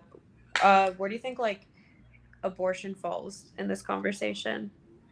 With that role? Well, I'm an evictionist, so I believe that a woman can at any point decide that she doesn't want the child, but she can't do anything to kill the child. So if a man shows up with money for a C-section and says, I'm going to offer the C-section and I'm going to offer a surrogate mother, I'm going to offer some kind of a newfangled device to keep the child, then the mother has no say anymore. She's not the legal representative of the child as soon as she says, I want to abort. Would you agree with that? Sorry, can you rephrase that? I'm a bit confused. Sure. So the child is a separate entity from conception, and the mother, when the mother chooses to separate, in my position, she can separate. So I'm not a Christian like moralist. I prefer that she would keep the child alive, but if she has to get rid of the child, then when she says, I want to get rid of the child, then someone else has to represent the child legally as a person. So a lawyer would step in and say, how do we save that child's life? And if somebody is willing to pay for an operation to transfer the child to, say, an artificial womb, then the woman has no say. Would you agree with that? Okay, I see what you're saying. So under like your version of libertarianism, the woman has the right to abort the child, but as soon as she makes the decision that I no longer want that child, someone else can make the decision to then keep the child alive outside of her. Yes. I think that's interesting. Yeah, it's not her calling. There been like any, I don't know, research into application of that, or is that just like a hypothetical? No. So in the United States right now, the way abortions are carried out is the child is killed inside the womb and then sucked out. That's like most of the abortions. So if yes, and there's an option for a C-section, so you can like take it out safely. But I don't want to distract from the debate too. Yeah, I don't want to go on side tangent. Also, there's a whole bunch of people we're gonna get through. Do you have any last thing you want to say about this before we move on? No, I'm glad that I got Farha possibly interested in our philosophy, and I hope you'll look into it. Thank you. Awesome, for sure. All right, buddy, take care. Let's bring on Dennis. I see you. I'll bring you on. But Richie was here first. Oh, what the hell? Oh, I removed power by accident. My bad. Hey, what's up? Oh, shit, it's me.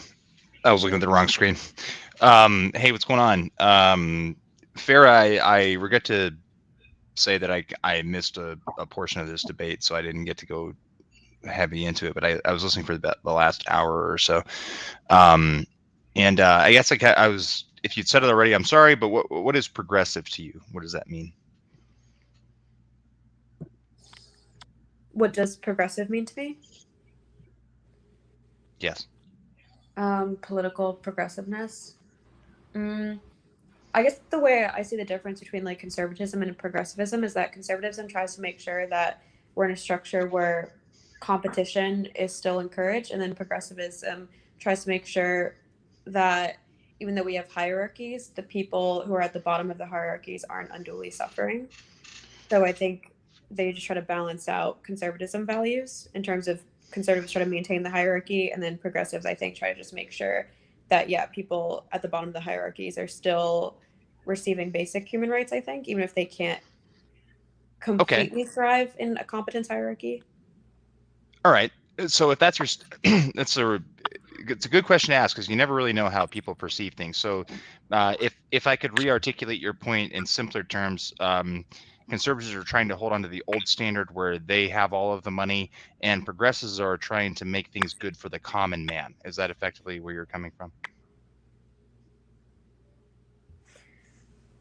Not necessarily.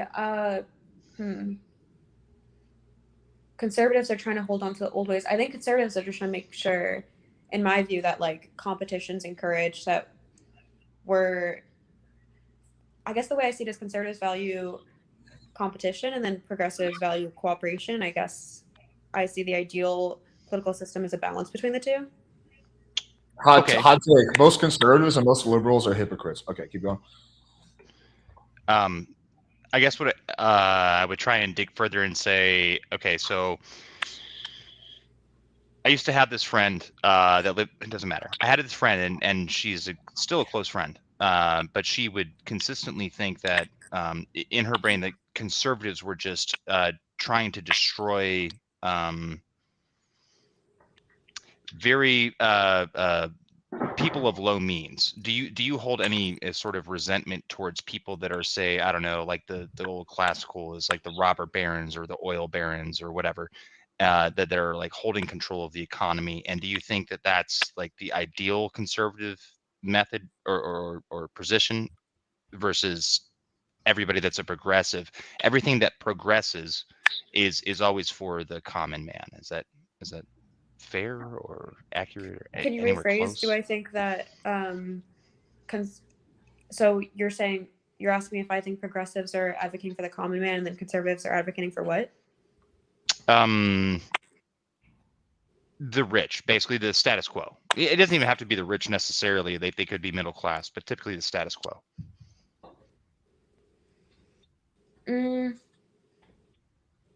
I guess they are trying to conserve values. That's, I guess, where the word comes from. But I wouldn't say that they're not necessarily looking out for the common good either. I don't think I would mutually exclude the two virtues.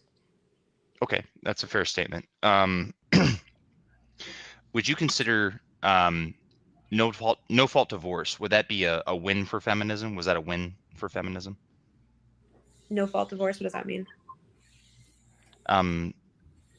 So it used to be that no fault divorce meant that when you signed a contract to get married, in the eyes of God, but even in legal paperwork, it meant that till death do us part was taken far more seriously than it is now. Basically, what happens when men and women get divorced nowadays, the women 90% of the time get the children, regardless of how terrible the woman is.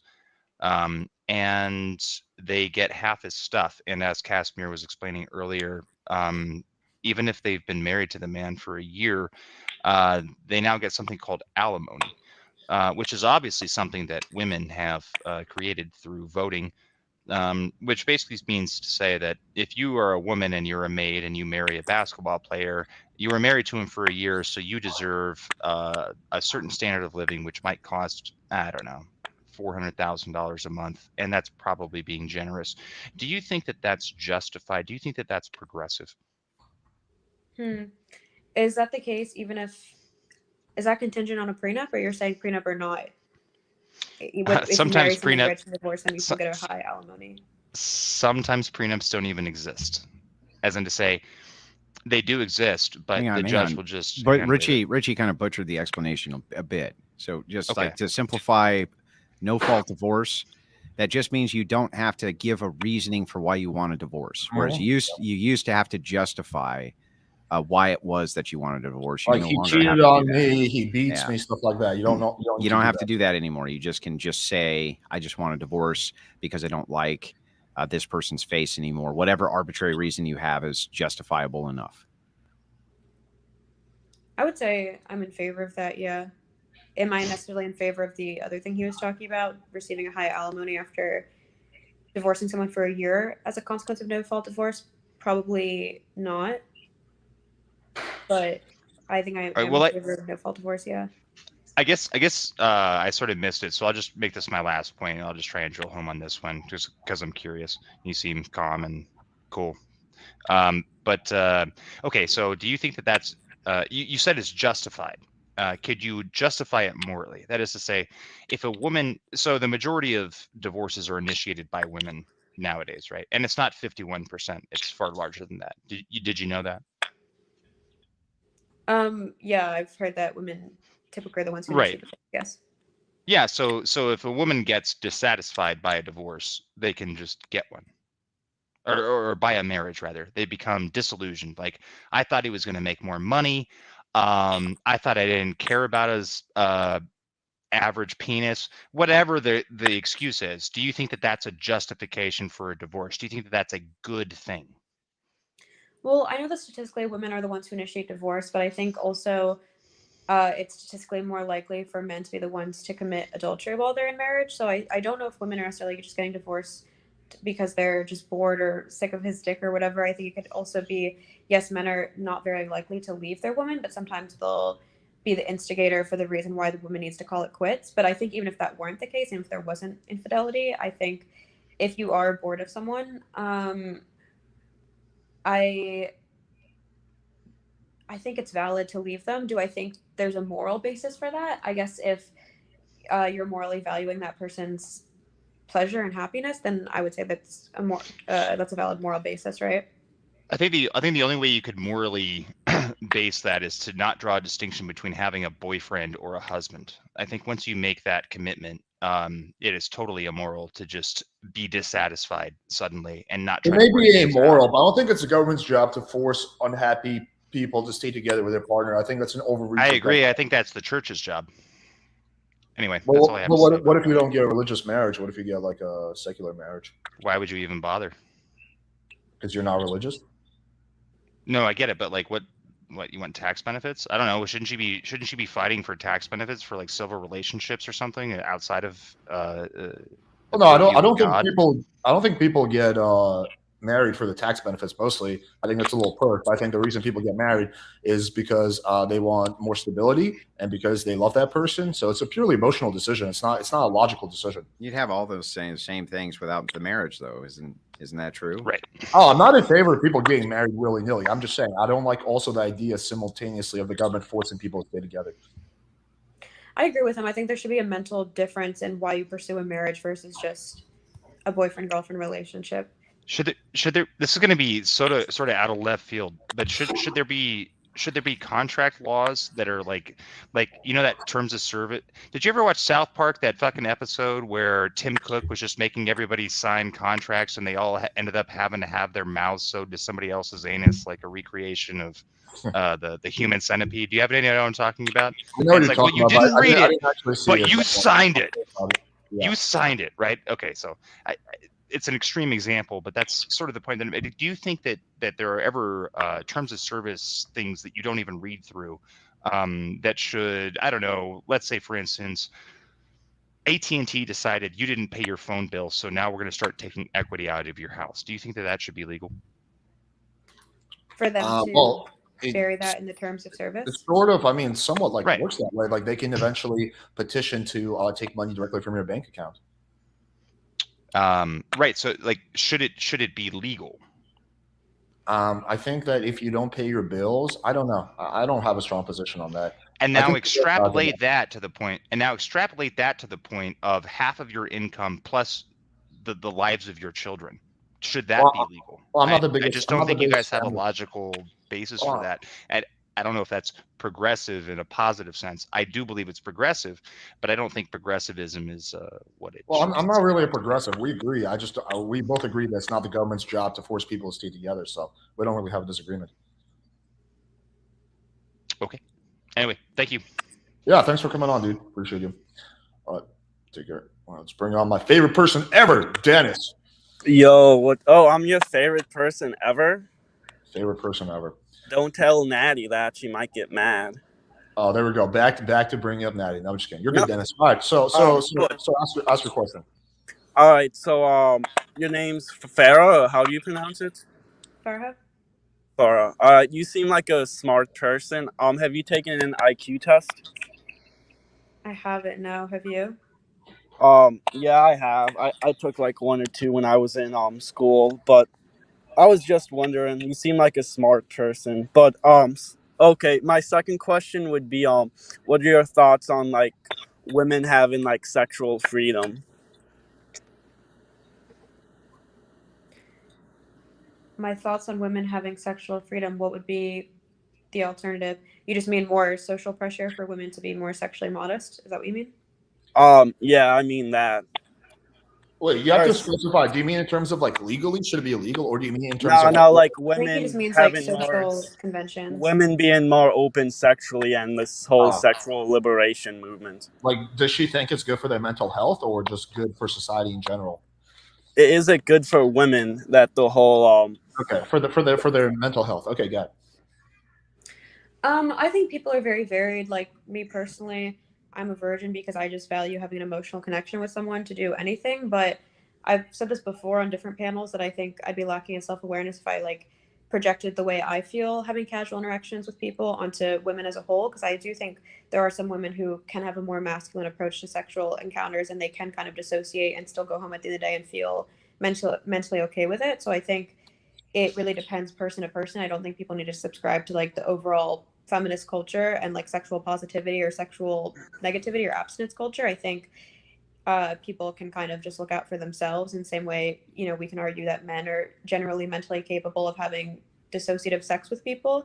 I think there are some women who are also capable of that. And conversely, I think there are some men who aren't okay with that, and it does damage their mental health. I agree with everything you just said. I understand what you're saying. I'm pro like individual freedom, but like in society, do you think like it's helped women more or it's hurt women more? I think social pressure to be either sexually abstinent or sexually promiscuous hurts either way. Because again, you're just kind of applying like a blanket rule or a blanket prescription onto like a very diverse group of people. So I think pressuring women to be more sexually promiscuous and telling them that they'll feel more free if they're not waiting for marriage or waiting for a relationship will hurt a large subsection of women. And I think the alternative, telling women to be abstinent, will also hurt a large subsection. Yeah, that confuses me. So because you didn't really say anything. So do you think that if there's social pressures that are put on women to not be promiscuous, don't you think that society is going to look entirely different than it does today? Why is it that you think that that's a worse or better society? Oh, I think I was saying that I don't know if the social pressure is good either way. So I guess the absence of social pressure on the way women should act sexually, I think, is what's best. I don't think. Does that make sense? Like I'm saying, I think you can not sexually pressure women to, or socially pressure women to be more promiscuous, but I also don't think you should socially pressure women to be abstinent. Let me explain it the way but I see it. that's still bizarre because a consequence of being human is social pressures. So society operates off of social pressures for how to behave, how to act, how to walk, how to talk, what to wear, everything. So it's in a way inescapable that there's going to be social pressures applied, especially to sexuality, which is so important because it leads to procreation.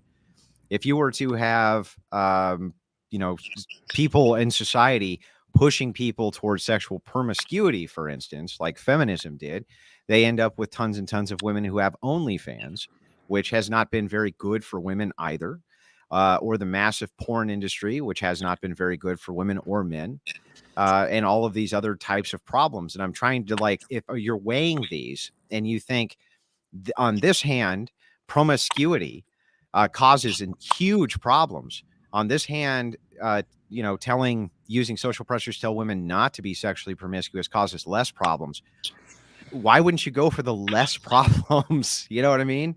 Right. I guess I don't know if it necessarily causes less problems. I think for me, for instance, I grew up in a very rigid Muslim household, and because I was kind of socially pressured into believing that most things in culture were morally wrong, I ended up with a very skewed moral compass, and it made me kind of just reject it all. And I feel like I'm still relearning what I actually intuitively believe to be right from wrong.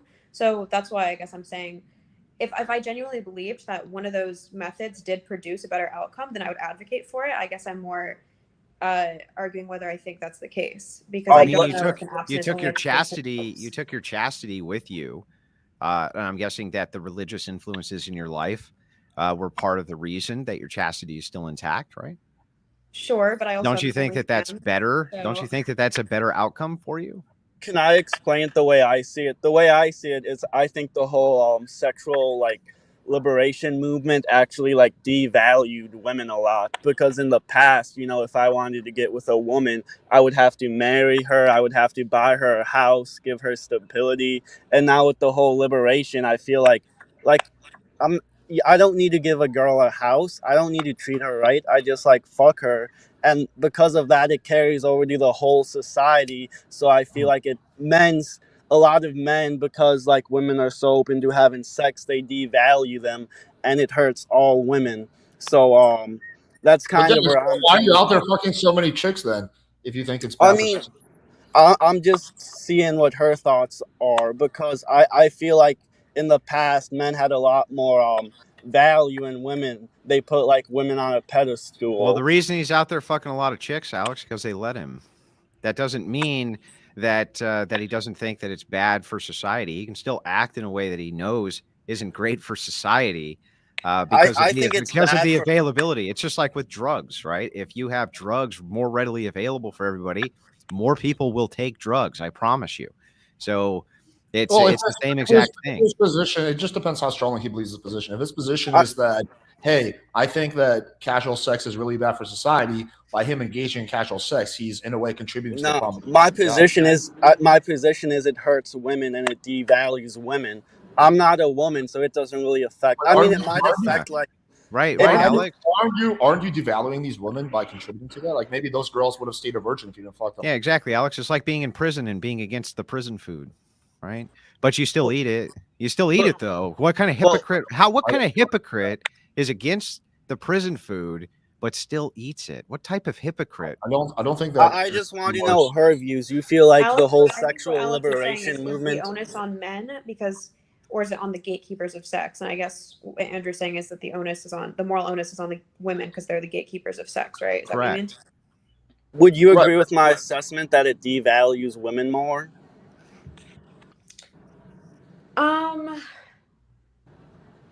Because no one's trying to buy a woman a house nowadays. But most women don't want a random dude to buy them a house. But I think you guys understand my point. I do, but I think that things have changed now that women like have jobs and are generally like more college educated than men. Are more likely to get a job than men. Men still tend to earn a lot more money at the very tops, but generally speaking, that's changed. Like 60 years ago, women weren't working, so it made sense for the man to have to take care of the woman. Now things have like radically changed in terms of that. By the way, I'm not arguing that a man shouldn't take care of a woman. I think you can make a really good argument for why that's the case. I'm just saying that's the reason why that's no longer essential. Like if a woman's making six figures, she doesn't need a guy to buy her a house or take care of her. She's already has her own money. Yeah, that's an So exception, though. you think women have the same respect they did 20 to 40 years ago, or they have less respect nowadays? From who? Who are we talking about? From society overall, or men? Let's say men. Well, I think we pedestalize women now way more than we used to in some ways. In what ways? Like the whole like the you go girl, you go queen type of thing, you see on like basically, yeah, like I think we do tend to, a lot of guys do tend to, and society in general tends to put women on a pedestal, and that wasn't really happening 20, 30 years ago. It's like in some extent it is starting to swing the other way, but in some situations it's like a woman can do no wrong. It's like a woman can say or do the most fucked up shit. It's like you go queen, right? So yeah, I don't know if we are as a society viewing women as less. I don't really see any evidence of that. Well, no, So I think. Wait, hang on, Alex. Listen, these are two different positions. So you're saying, on the one hand, which I agree with, that you're putting women up on some kind of bizarre pedestal where they don't belong. A lot of society does that due to the type of culture that we live in, which I'd agree with. But what Dennis is saying is that the culture of valuing, in other words, valuable people valuing other valuable people. Don't you think that the culture of promiscuity, in a general sense, that men who are valuable in some way are far less likely to go for these women who are engaging in these activities, especially promiscuity? I mean, both can be true at the same time, in other words. Yeah, I think if all things are being equal, like all things are equal, you take two girls, same age, same personality, same looks level, same weight, same everything, right? And you take 100 of each, and the first 100 is a virgin or has a body count of 1. The second group has a body count of 20. That for sure the first group will outperform the second group. I do agree with that. So I do think there's a good amount of guys who value chastity, and that will give them an advantage in the dating marketplace. So both are true. Right. So then the thing is that the promiscuity has led to a worse society, while at the same time women have been put up on a pedestal. Both of these things are true at the same time. Well, I'm not convinced that it has led to a worse society. Like, what is the evidence for that? Well, we just For went women. over, we just exhaustively went over quite a bit of evidence for that. Even if you're just comparing it to the society of the 1970s for your chart, and we just were maximum charitable and didn't even bring up the fact that the curvature likely is to go back down with the trend, you would still vastly prefer a society where that type of mental illness and everything else didn't exist for women and for men, right? Established that in isolation, what's it called? Chastity is something that some men will select for, sure, right? But I don't know if that in of itself proves that women being more promiscuous is making society worse. I think maybe it's making their own attraction value a little bit worse, but I don't think it's making society as a whole worse. I would need to see That's an what I was argument. gonna say. I don't know if lowering your dating pool necessarily means you're worse off in the grand scheme of things. Society could be a different question, but I guess individually, Alex, you don't think that the huge amount of pornography that's out there that's literally rewiring young men's brains to the point that they're exiting sexuality norms, I'm not a fan of period. that. That's all due to promiscuity. The list is Is never it really ending. promiscuity or technology, though? The allowance of promiscuity. If the technology existed before Larry Flynn, before the court decided that that was legal, But then if they women still wouldn't have been allowed to do it. What do you mean? But then if women are Larry more Flint. promiscuous, then why do men even need to watch porn? Like, do you see how those things are counterintuitive? Like, if women are just these like massive, Nobody less knew. men need to watch porn. Yeah, it's a social. Do you know what a social contagion is? It's a social contagion. It can start with a small amount of people, but the more you expose people to this contagion, the more that contagion catches on. Social norms are no different than any other disease in that way. Well, you can there's also have a massive- environmental social contagions, man. But there's also a massive difference in access. Like 30 years ago, you had to go to a store, buy a DVD, find a DVD player, watch it on there. Now you can go on your phone and you can watch a triple gangbang in 30 seconds. Like the access has changed. That's the difference between having to get drugs from a drug dealer and having drugs. That's my whole point, though. Pre hustler. No, the technology existed. There were still nudie magazines and all kinds of smut and porn theaters and all kinds of things which have existed for 100 years. Hang on, for 100, you didn't have to go somewhere to get a nudie magazine. Okay, you didn't have to. The thing You is, could go to the movie theater and there watch was laws. porn. There were laws that stopped that from happening. And what's happened as a result of loosening those laws and making them more lax, you've ended up with this huge social contagion, which has indeed led to this. Not just access. That's ridiculous, because if you cut off access, then the social contagion wouldn't exist, right? So that's still leading towards the promiscuity. Either which way. What do you think is more likely, for a guy to go to a movie theater and jerk off surrounded by other men, or for a guy to want to do it from the comfort of his home, like on his phone? Like, clearly, one of those is a lot easier than the other. Nobody's saying it's not a contributing factor. Okay, I'm just stating that there was, if you had laws right this second, like you used to, that you couldn't even have smut, period. It wasn't even allowed in certain states, counties, jurisdictions, places like this. You couldn't even have it. Then who would care if the technology existed? You still couldn't access it. And putting up digital walls because everybody uses Google and places like this, you wouldn't even be able to find them unless you were really hunting for them. So Sure, yes, it is a social contagion for sure. Sure, if the government outlawed pornography, yeah, it would make access a lot harder. Well, I thought, are you a libertarian, or how do you? What would you rate your politics? Like, what do you say you are? I'm a Christian nationalist. Okay, never mind. All right, Dennis, is there anything else you want to add on this?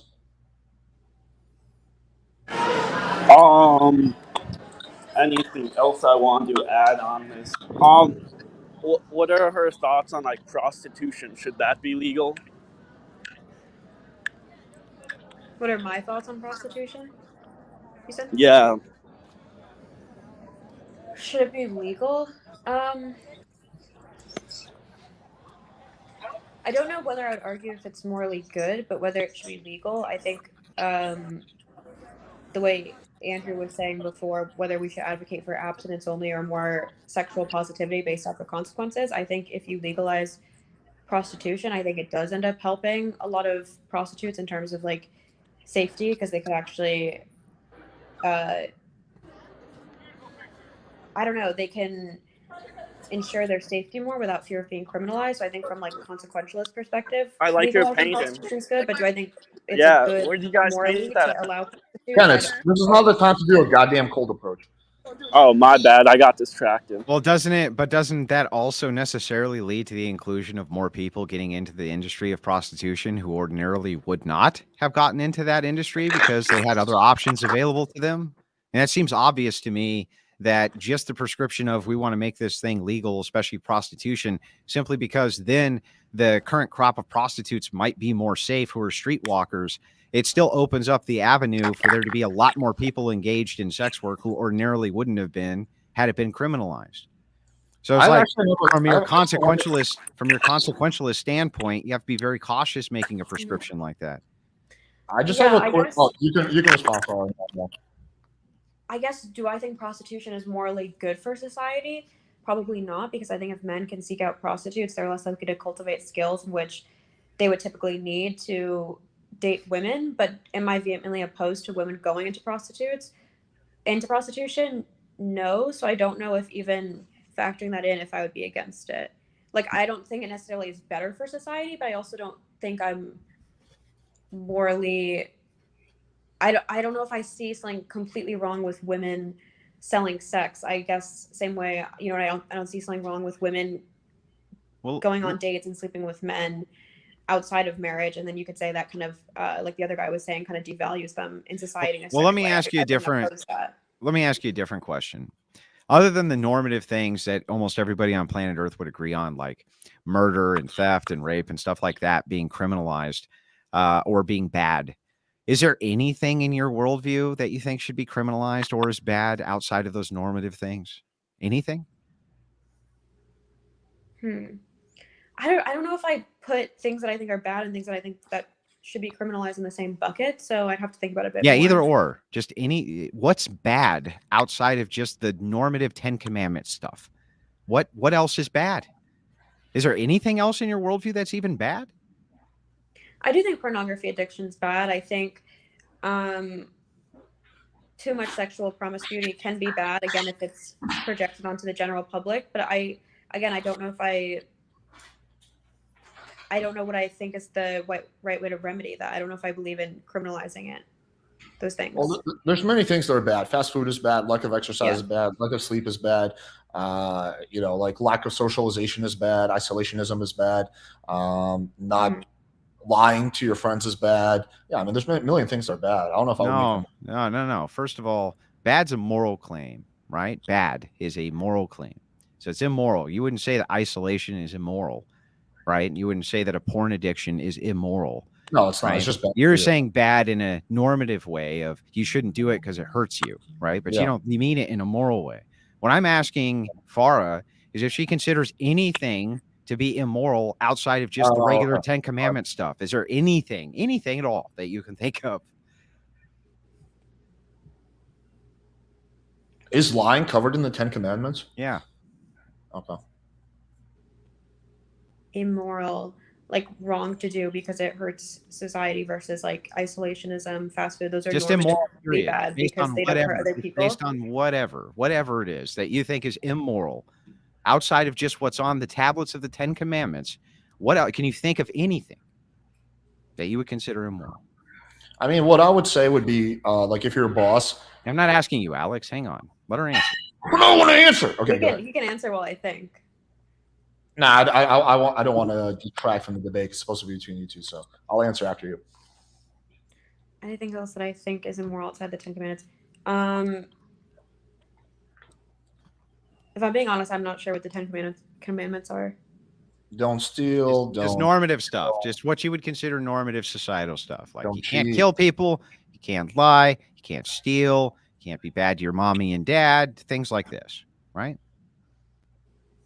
Outside of those normative things, is there anything I consider immoral? Nothing that comes to mind. Right. Like one I would say is littering, right? Littering is not against the 10 Commandments, but I think it's morally wrong, especially if you're doing it with like massive amounts of like waste that's gonna like ultimately like cause issues to the environment. Another one I would say is like not, mistreating your employees. I don't think that's covered in the 10 Commandments, right? But if you're like a really shitty boss and you're like, just abusing your employees, basically, that's not a good thing. So yeah, I think there's a few things like that. I actually had a question for you, Andrew. It's a two-part question. So do you think the government should make porn illegal? Oh yeah, porn should be most certain at the very least as a compromise. I'd be willing to say that it all has to be behind a paywall. All of it has to be behind a paywall. At the very least, I would say that, because that would greatly limit access. But But as far as what I'd like to see, what I think ought to happen is absolutely the porn industry is a detriment to all of society. Okay, and the reason you want to make it illegal is because it's bad for people, right? Well, no, it's not just because it's bad for people. So there's other reasoning behind it too, which would fall under the religious, which is that it's sacrilegious towards God. It's kind of a laughter in the face of his sacraments, and it's debauchery of what marriage is supposed to represent. So from my perspective, it's an inversion to Christianity itself, to have people fornicating on a screen for other people to fornicate to that, or in some way, jerk off to it or whatever. I would see these as definitely being immoral actions based on that. Yeah. Okay, I have But a question. A lot of people. Are you going to bring up smoking, Alex? But you smoke. Are you going to bring it? Go ahead, Alex. I was going to ask you, do you think Yeah, government should make cigarettes illegal? That is a serious question. I know. We've already covered it before, right? But would you like it? Would you like it covered again? I don't think that if the government were to move to strike off things like fast food and cigarettes altogether, that I would necessarily have a massive problem with it. Okay, they already are kind of doing it. You know what I mean? However, I think that you have to have varying levels of distinction when it comes to the damage certain things do to society, and that you can have something like this, for instance, which doesn't impair a person's judgment in any way, shape, or form. Certainly doesn't seem to hurt them in the short term, maybe over an elongated period of time. And that's not doing a hefty amount of damage in the same way that porn is. So everything that's bad still has to be tiered and tailored to the individual society that you're in, or the society won't work.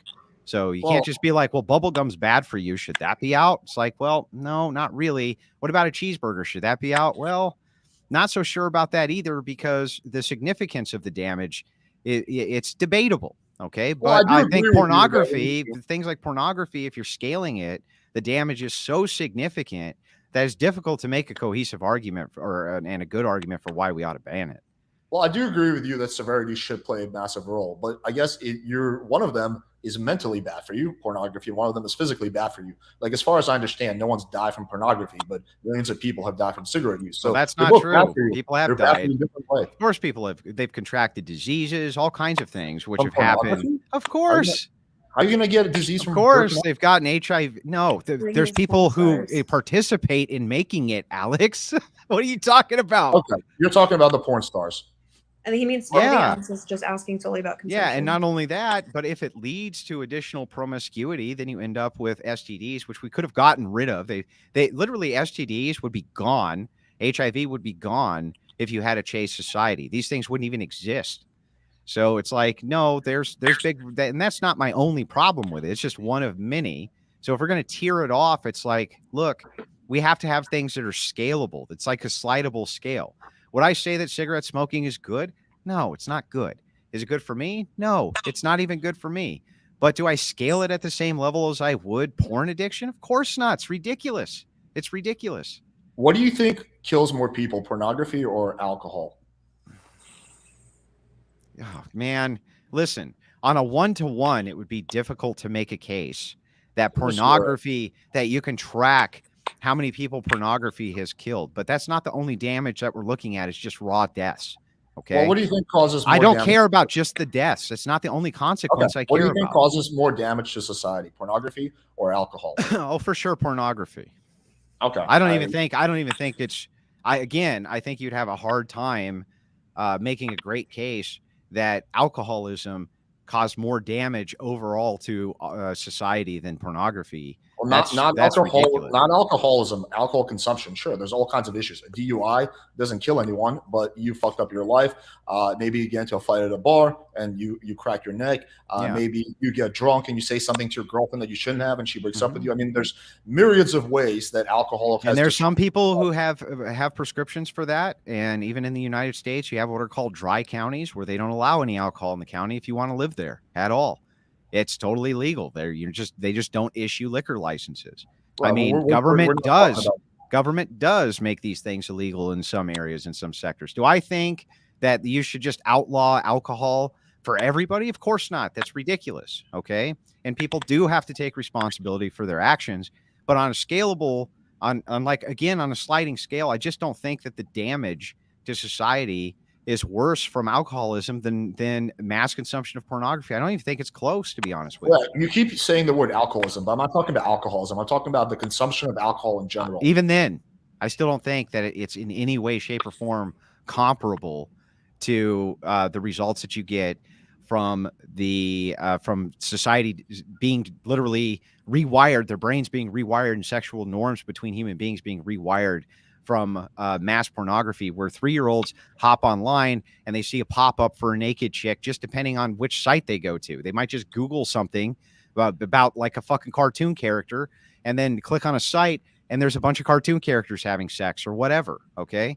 This kind of thing is fucking outrageous. And yes, the damage that it does is massive, even in some type of comparison to alcohol itself, which, by the way, is completely avoidable, right? You don't really have to run into alcohol. It's really hard to get away from any type of media, that doesn't have overt sexual meaning anymore. It's difficult to do.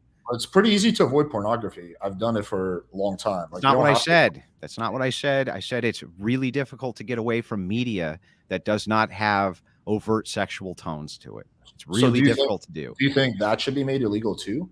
I didn't say that you have to. Because we're talking about things that are illegal. These are scalable things. Not every action is as immoral as another action. Do I think that having a few drinks, for instance, is immoral? Of course not. Do I think being a drunk is immoral? I do.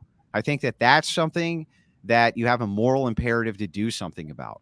Okay, but we're not talking about morality. Force feeding damage to society. Well, the things that I generally want to make illegal, not all things, but most of the things I look at that I would say I want this to be illegal, are things that I would look at that I consider to be immoral generally. Not always the case. Something like, blasting through a stop sign, I don't necessarily consider that immoral. You know what I mean? So maybe you can have laws like that, which I'm neutral on, but I'm just saying by and large, when you're talking about these things on a scalable level, yeah, man, pornography is fucking brutal. That's a brutal one. I agree with you that pornography causes harm to society. I just think that alcohol causes way more harm to society than well, we can come back and debate that sometime. I'm happy to do it. I guess we got to agree to disagree on that. All right, let's bring on one or two more people, and then let's wrap up. You guys can let me know in the chat what do you think about that one. What's up, Brad? Yo, what up? I just saw a little bit of it. I just tuned in the last maybe 15 minutes. But okay. I agree with Andrew so far. About which point? We talked about a lot of different things. I think, yeah, I mean, I'm all for the government making certain things illegal for the benefit of society. Aren't you a libertarian?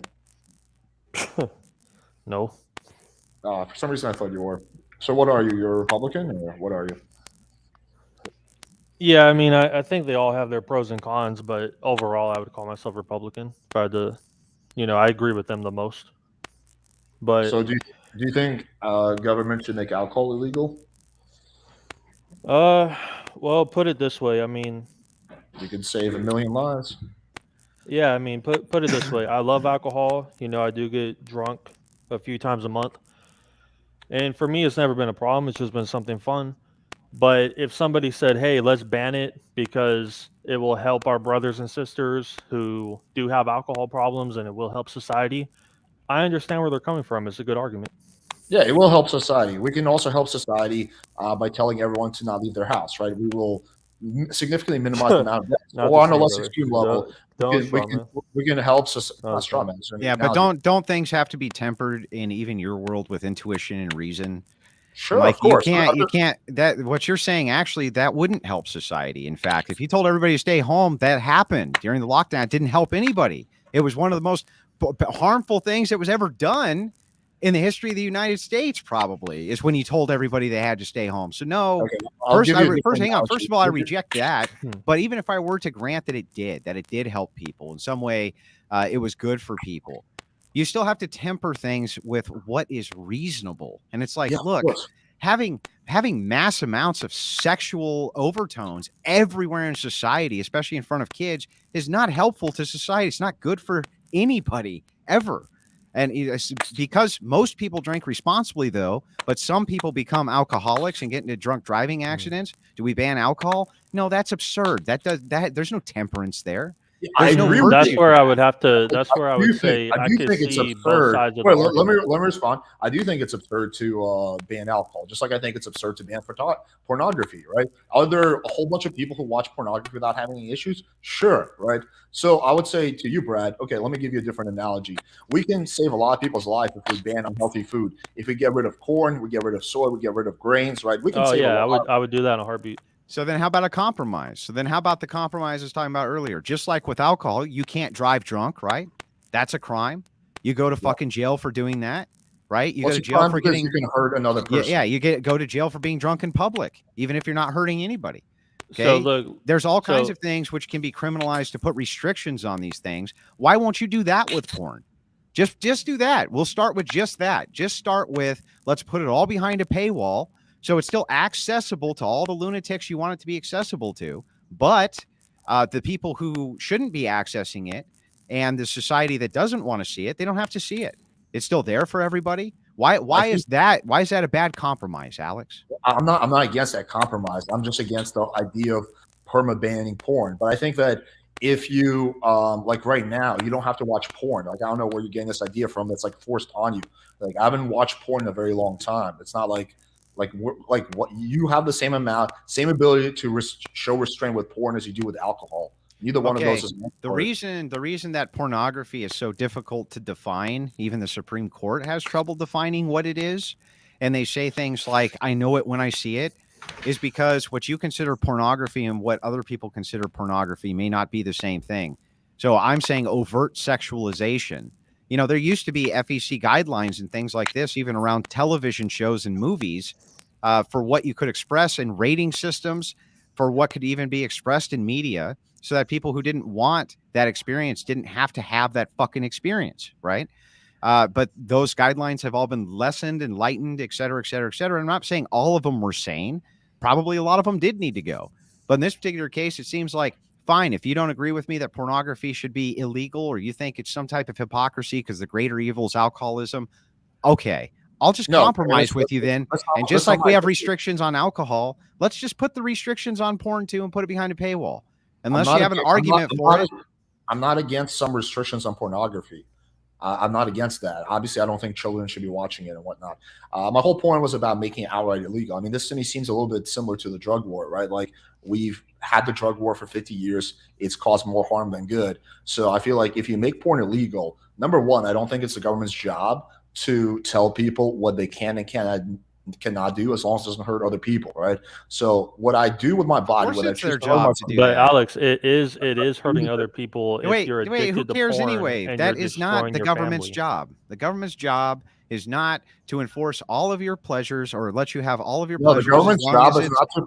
as long as it's not hurting somebody else. Where on earth did you get the idea that that's the government's job? The government's job is to pass law based on morals. That's what their job is. Their job is to pass legislation for the people, which it directly which directly conflates or is directly comparable to the people's morality. So the people don't want this shit. The government's moral imperative is to get rid of it. That's their imperative, just like with illegal immigration. Who are illegal immigrants hurting, Alex? Should we just have an open border as long as people aren't hurting other people? That's ridiculous. That's not what government's there to do. Would your whole argument go out the window if 90% of people say they want pornography to be legal? You said the job of the government is to enforce the will of the people. So what if the will of the people is that most people want it to be legal? So then does that dismiss your argument? No, you would just have to try harder to change the will of the people, which is what we're doing right now, but using arguments, and what we're doing right now, having these discussions, what we're doing now, having these debates on media. All of it's in order to sway the minds of people. The same way that they were swayed to be pro-porn, they can be swayed the same way to be anti-porn. So Sure. in this case, though, when you're talking about legislation, answer my question. Should we have an open border? Who are those people hurting? No, I don't think. No, you don't think so, because the government, obviously the government has functions past just whatever fucking hedonism you want today, Alex. Yeah, well, my whole point was that I don't think the government should try to protect you from yourself. I'm not saying the government needs to enforce hedonism. It's a complete straw man of my argument. I just don't think it's the government's role to protect you from yourself. Alex, your argument for hedonism is that you should be able to do whatever the fuck you want as long as you're not hurting somebody else. That's pure hedonism. There's nothing else that could even possibly be besides fucking hedonism. So you're a hedonist. Let's call freedom on, man. No, that's called hedonism. Alex, can I? You can have freedom. Hang on. on. Wait. You can have freedom with all kinds of laws. What are you talking about? In fact, laws necessary to enforce freedom. Like, for instance, can I have a grenade launcher? No. No, you can't. Obviously that can be used to hurt someone else. Yeah, so can a fucking pencil. So can a pencil. But the thing is that it's all application, right? You can't say total freedom. That's absurd. No one's saying total freedom. I'm just saying. So you're just saying hedonism. I'm a libertarian, so I don't believe it's the government's job to protect you from yourself. It's my political philosophy. You may not be a libertarian. You may think it is the government's job to protect you from yourself. Then we just have a philosophical disagreement. Why? Wait, you want the government protects you from yourself all the fucking time. You have all kinds of traffic laws that you have to obey. You have standards for how your cars have to be built. You have standards for how your food. Hang on, you have standards for how your food has to be processed. You have standards for how your water has to be treated. What the fuck are you talking about? They protect you from the stupid decisions you would make daily all the time. Do you think you should have to wear a seatbelt? With the whole driving thing, that's all about other people. So if your tires are not conflated, if you're speeding, you're more likely to hurt someone else. A seatbelt? Well, what about drinking poisonous water? You're not hurting anybody else then. I'm not in favor of mandating seatbelts either. Okay, Alex, can I lay out an argument real quick? So, okay, here's a quick argument, kind of, seeing both sides. So let's take, you could do this with any vice, but let's take alcohol, for example, right?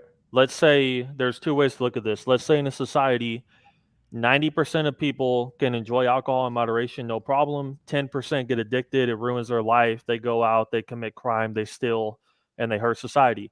One way you can look at that is, why punish the 90% for the 10% who can't handle it? Another way to look at it is, if you really care about every citizen as your brother and sister, as your children of God, you don't want them to suffer. And another way, 10% might not sound like a lot, but in America, we have 330 million people. So 10% of that is 33 million people. Do you want to live in a country where 33 million people are addicted to a drug? Obviously, it's not ideal, but I think it's each person's right to decide what they want to put in the body and what they don't want to do. Just like are you pro-vaccine mandates, Brad? No, because I don't know what I can say on YouTube, but I don't believe in all the lies they made up. you can say whatever you want on my channel, but if I was to show you some science that shows that, no, I didn't want to get your channel in trouble, because don't even talk about it. I'm telling you, don't. Are you streaming? No, because I'm streaming too. Yeah, don't talk about that shit. I'll respect that. Although I'll just say I don't believe certain lies, so I don't believe in certain things. No, I just think that you cherry pick the things you want the government to enforce and not enforce. I don't think everybody does. Everybody does. So do you. I don't think it's about maximum good of the people. I think it's about, here are the things I believe, so let's have the government enforce that. Here are the things I don't believe, so let's not have it enforced. Yeah, that's right. That's exactly how it is. I can flip that back on you. Okay. Everybody cherry picks what they want the government to enforce and not enforce. I only want the government to enforce things that can hurt other people.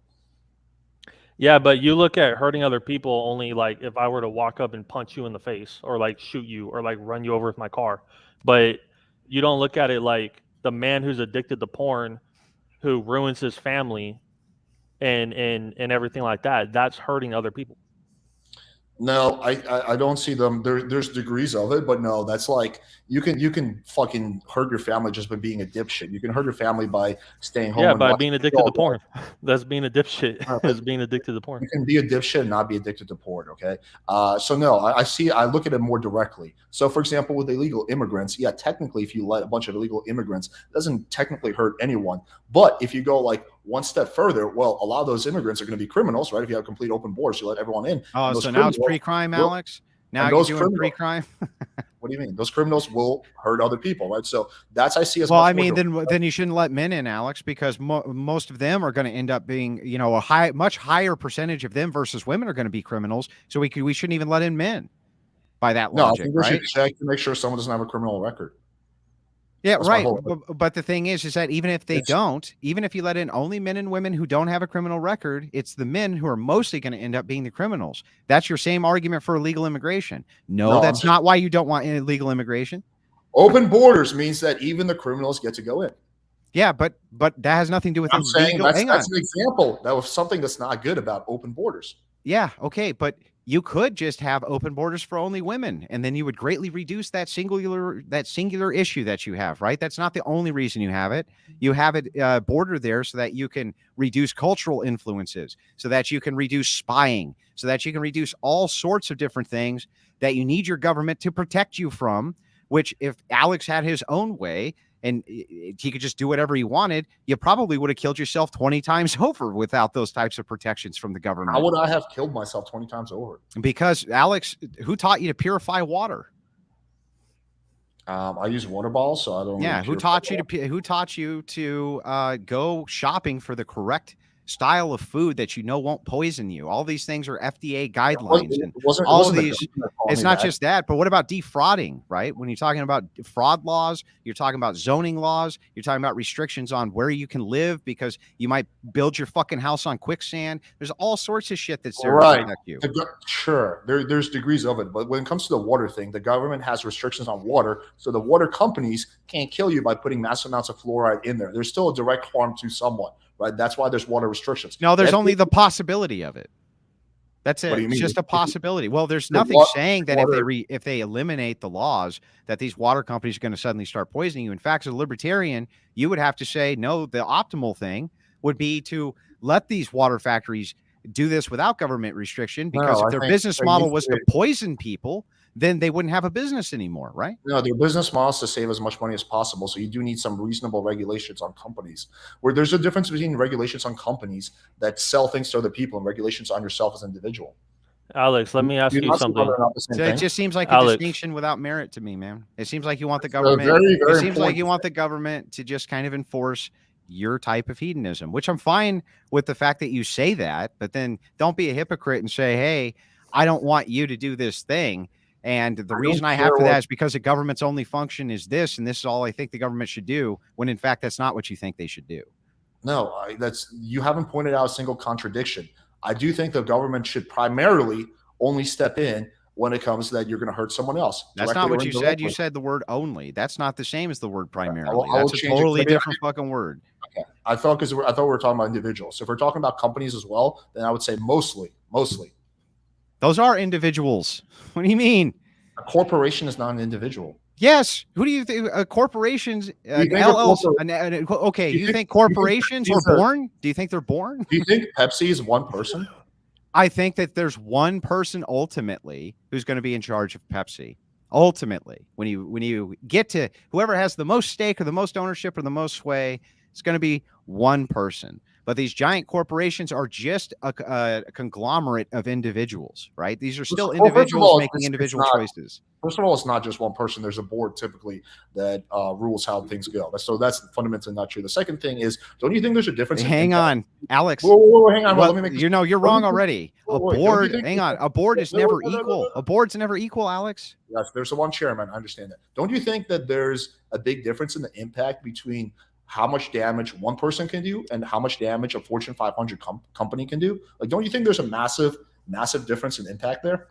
Sometimes there is. Yeah. Sometimes I think individuals who have private companies can do as much damage as a giant LLC can in some cases. What do you mean? No, if you have a private company, there's still regulations that apply to Right. you. That's less right. There's still regulations. regulations that apply to them. There's less regulations in a public company. So who's the, hang on. So you can have an individual, you agree with me, who's in charge of a massive company, which is privately owned, and you still want that motherfucker regulated, don't you? To some extent, sure. Yeah, to some extent. So that's what I'm saying is like, listen, if you really probe your own worldview, you start to figure out like pure hedonism isn't really what you want. Bro, because those regulations are protecting other people from the shit that company can sell them. That's why I want them. It still goes back to my initial principle of I think the government, generally speaking, should only step in to protect you from hurting other people. So if you're selling shitty water that's covered with fluoride, you are hurting other people. Yeah, but that's just based on potentialities, though. Now you're doing pre-crime. You're just assuming that they're going to do X. You can't prove that a company's going to do it and that you even need to regulate them. If you look at like the 1880s, before we had a lot of the regulations, yes, the companies were doing a lot of that shit. Some companies were and some weren't, right? Well, it's not like it's not a monolith. There's plenty of companies that operate in a moral. Hang on, there's plenty of companies that operate in a moral framework and don't do anything to poison or hurt their customers whatsoever. A construction company might be one such company, does great work, right? Doesn't need all the zoning and the red tape and all the bullshit. They have to follow and adhere to all of those things for your personal safety. And the only delineating factor that you have on restrictions is, hey, don't restrict my hedonism, bro. Like you can restrict everything else, but don't restrict my fucking hedonism because that's bad. That's where I draw the line. It's like, bro, I don't watch. Wait, you're assuming I watch porn. I don't watch porn. No. That's not what I mean by hedonism. Okay, hedonism just means that you want. Yeah, but do you know what hedonism means? It just means it just means you're operating within maximum pleasure. Whatever gives you maximum pleasure, those are the things that you value. So whatever those things are, yeah, it is true. That's what a hedonist is. I'm not a hedonist, bro. Or not. You are really, dude. I delay pleasure all the time. I don't do drugs for greater pleasure.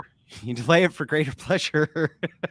No, I delay it for self-fulfillment and growth. So greater pleasure.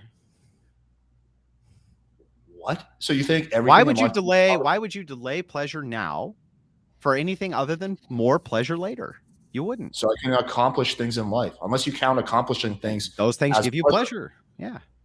So you think anyone who's trying to accomplish anything in life is a hedonist? Just no. I think that hedonists are hedonists. I think there's people who have all sorts of moral restrictions that they put on themselves, which are contrary to the things they think are pleasurable.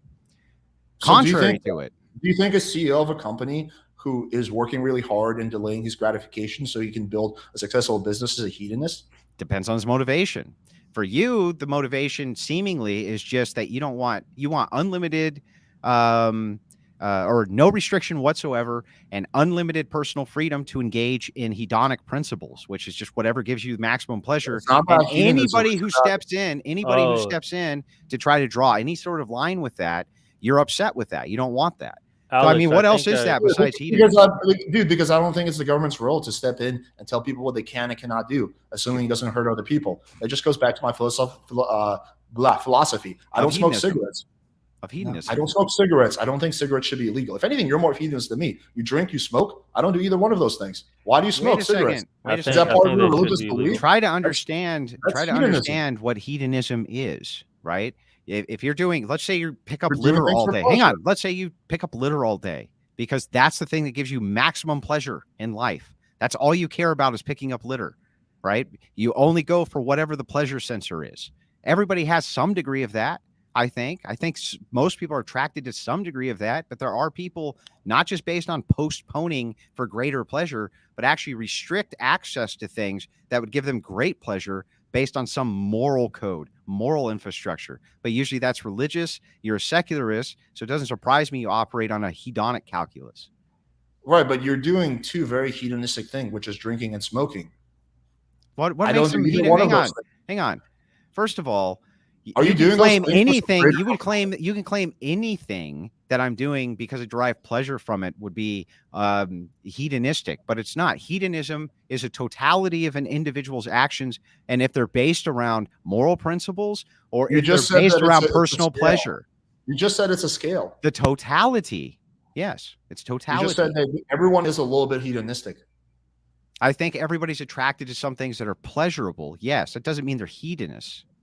Okay, A so hedonist well, is you you just take said the earlier that everyone's a totality. little bit of You hedonist. take the totality of what a person does, and if they're only operating off of, well, I just go for whatever's the most pleasurable thing for me to do, and now sometimes I'll delay that pleasure for more pleasure later. That's definitely hedonism, unless you have some So principles you're basically, basing it on other than that. So basically, anyone who's not religious is a hedonist in your worldview. A heathen and a hedonist for the most part, but no, there's utilitarians and people like this who have all kinds of principles outside. Well, I mean, not utilitarians; they're all hedonists basically. I have But a million but principles. consequentialists usually will base everything on hedonism. In fact, they call themselves hedonists, like utilitarians almost always do. But deontologists, they're not hedonists; they're the opposite of hedonists. So, yeah, like you as a utilitarian, consequentialist, yeah, it doesn't surprise me that you're a hedonist. Well, first of all, I'm not a pure consequentialist or utilitarian. Second of all, Maybe there's you're a not a million pure principles. There's a million principles that I have. Like, what makes you think that I don't have any principles that I base my life on? That's absurd. What? What are the principles? Yeah. Don't do harm to other people. Be a good person.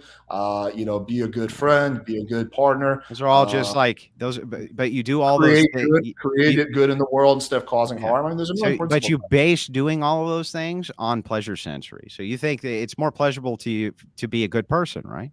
That's why you do it. Well, it's more pleasurable for you to be religious. Well, no, it's not. It would be far more pleasurable for me not to be religious. Religion puts all kinds of restrictions on me. So that I do things, in fact, that I ordinarily don't want to do. So me having my principles is just for pleasure, but you having your religious principles. Well, you don't have principles. You have no justification other than your subjective outlook. That's it. So your only justification for principles is like whatever you think up as a principle. That's it. Right. You don't have anything else. Your justification is something you read in a 2,000-year-old book. No, my justification comes from presuppositionalism and the proof in the existence of God the Father. That's where my justification comes from, which is not only a logical position, but it is at least something I can base morality on. And that those morals, I may not want to follow them, but I follow them anyway, even in the absence of pleasure. It would be the opposite of hedonism. It's not that I don't do some things. It's not that I don't do some things for pleasure. I'm just saying that my whole outlook isn't based around that. As a consequentialist, sometimes there's principles I have that don't cause me pleasure, but I do them anyway because they're part of my principles, right? What? The same argument applies. What? Like, what do I not do? I don't know. Like, for example, I think sometimes that lying could cause me pleasure, right? Like, for example, if I did something that I'm not happy about in my relationship, it would be a lot easier for me to lie to my girlfriend, right? And yeah, but you don't think lying is immoral?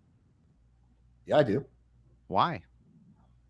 Why do I think lying is immoral? Yeah. I think because it's not. I think it's because it's. I don't really have a good answer why I think it's immoral. That's my answer. Listen. Stop. Just stop. Alex, that's my whole point. I know you don't have a good answer for that, and that's okay. I'm not even beating you up. By the way, hedonism is not an insult, by the way. It's a necessity if you're a utilitarian. All utilitarians operate on what's called a hedonic calculus. And what you're I'm not denying every prescription I've ever heard from you is utilitarian. So I'm not denying that I have some hedonistic tendencies, but so do you. I'm not more hedonistic than you. You chain smoke and you drink. I don't do either one of those things. They're both hedonistic things. They're both in the pursuit of pressure. Unless you're smoking to get closer to God, unless you're drinking because Jesus wants you to. Like, come on. You're doing both those things for pleasure. Those are two things that I'm not doing. I'm not disputing either of those things. You're not understanding the point. Just as much vice as me, if not more. So if anything, we're the same level of hedonism. Hedonism's not about vice, you fucking idiot. I've just explained this 5 times. Listen, it's not about vice. It's not about vice. Pleasure, according to your own definition. Pleasure, yes. It's about your morality being based around pleasure. Everything you think is moral is based around pleasure.